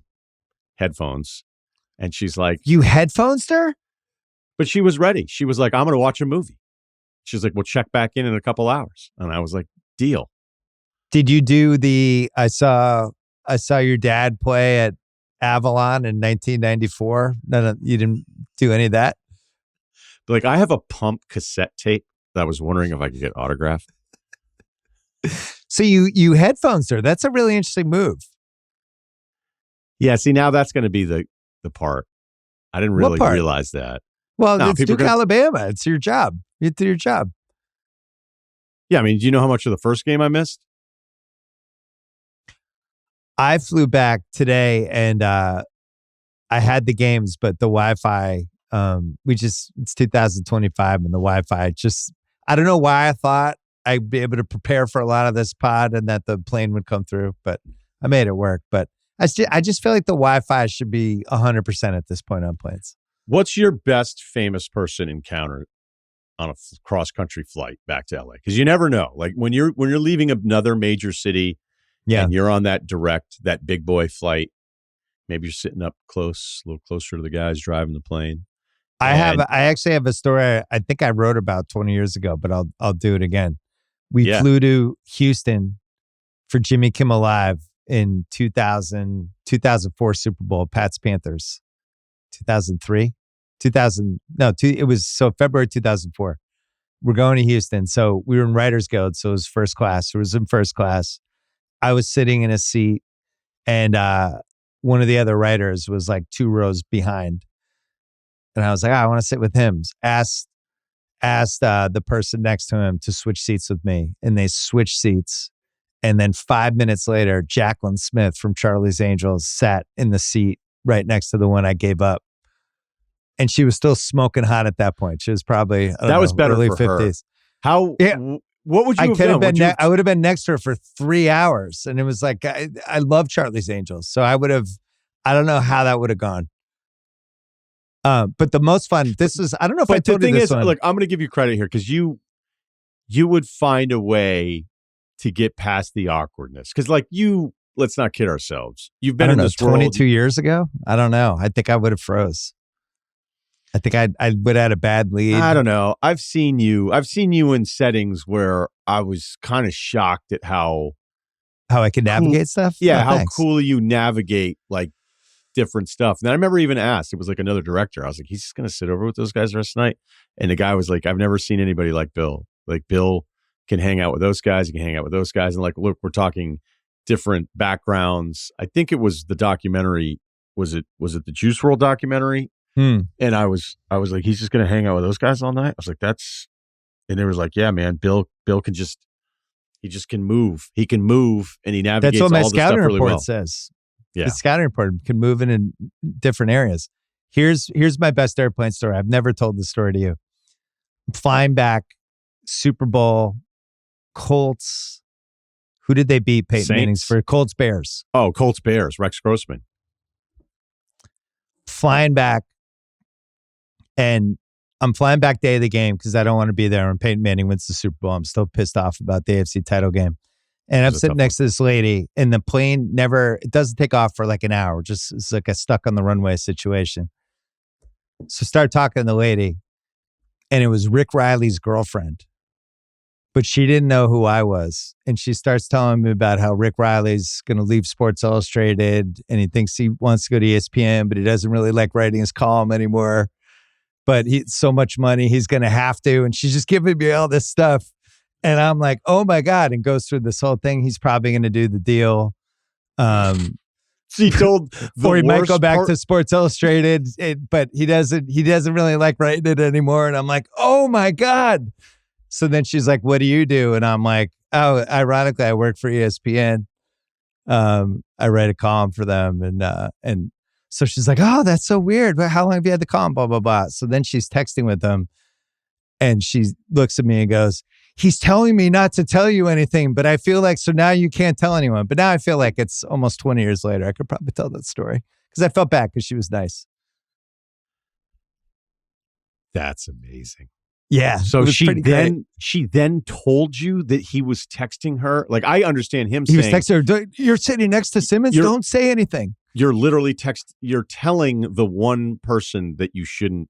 I mean, other than the people making the decision, but if they had already offered. So I guess I'm trying to think where you were ranked on the worst possible people in the world to have that information. So I guess there's probably like 4 decision makers that'd be ranked ahead of you. So I'll put you 5th on that list because I can right. I can imagine like there's a couple people at the top of ESPN where like if she was sitting next to Skipper at that time and then was saying to Skipper without knowing who Skipper was, he's not sure if he really wants to do it. That's probably still worse to tell Skipper than you. Right? I think he was talking himself into it, which was really instructive to me because I was, I'm still like trying to climb the ladder. And I'm like, this is great. This guy doesn't sound like he's that hungry anymore. I can beat this guy because I'm a competitive psycho. Yeah, because I remember you being really excited in support of that signing. I don't. Well, he took a shot at me. We made up. I think he came on the pod at one point. But yeah, he took a shot about how long my columns were. And I was like, my what God. did I do? I'm just over here, motherfucker. Did you have to go to therapy for that? No, it made me mad. I was like you. I went into like fucking Jim in the town mode. Like, whose car we taking? I'll be honest. Any encounter I had with Rick in person was fun. Yeah, he's a good guy. I really ended up liking him. I ran into him a couple different times, and he was like incredibly cool to me. And the first time, like I was a complete nobody. Yeah. And so he had no reason, but I think he might have thought I was somebody else. Maybe that's why he liked me. But that's really, really funny. So anyway, they put him on sports. But didn't they put him on Sports Center too? Wasn't that part of the thing? They gave him a talk show, whole bunch of stuff. He was writing the column for the magazine. It was an instructive lesson to me. I came home and I told my wife, if you're ever sitting on a plane next to anybody, don't start talking about my career or my contract negotiations with them. The best is that she told you that then she was telling her, stop talking to him. Well, I think he was yelling at her in text.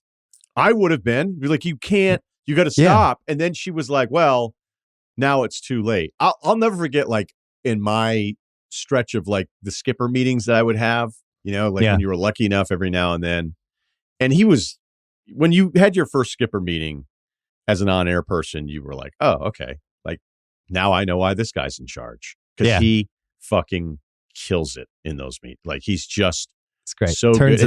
It's not even that he's just folksy. He's making all these points, and you're kind of like, I thought this before, and then now I left, and I totally get why you did that, and why you did this, and why you did all these things. Because then he'd also like try to make you feel like you were in on something he wasn't telling anybody else. He'd be like, I was watching SportsCenter the other day, and I saw someone on, and I didn't know their name.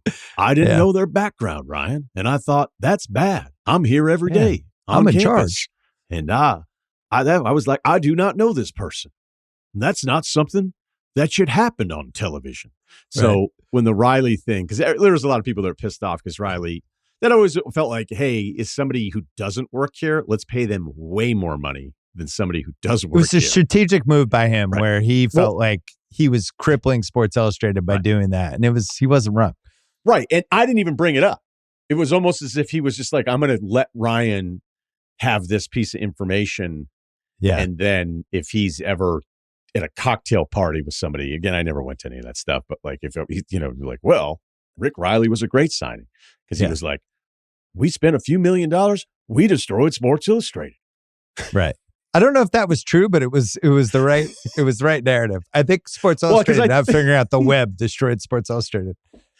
Yeah. And it's also like, because print killed it in every other avenue.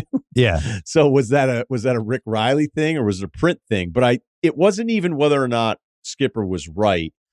The lesson was sharing your strategy in a very clever way where you would gain allies for a decision at the time that was very controversial internally because on-air people are maybe the pettiest people ever.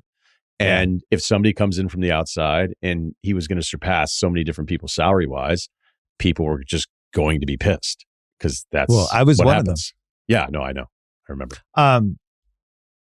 Well, that was a fun one. By the way, Rick Riley's girlfriend, wife, whoever she was very nice. I don't want her to get in trouble now if they're still together. It was also 20 years ago. Who cares? All right, that's it, Russillo. So you got 2 podcasts this week. Next week, we have something fun for the Sunday episode. And then we're in the home stretch here. Good to see you. Thanks for coming to Boston. Thanks for having me. The Goodwill Hunting thing was awesome. You guys are so good. You, Sean, and CR. You fit in great. It was a really fun one.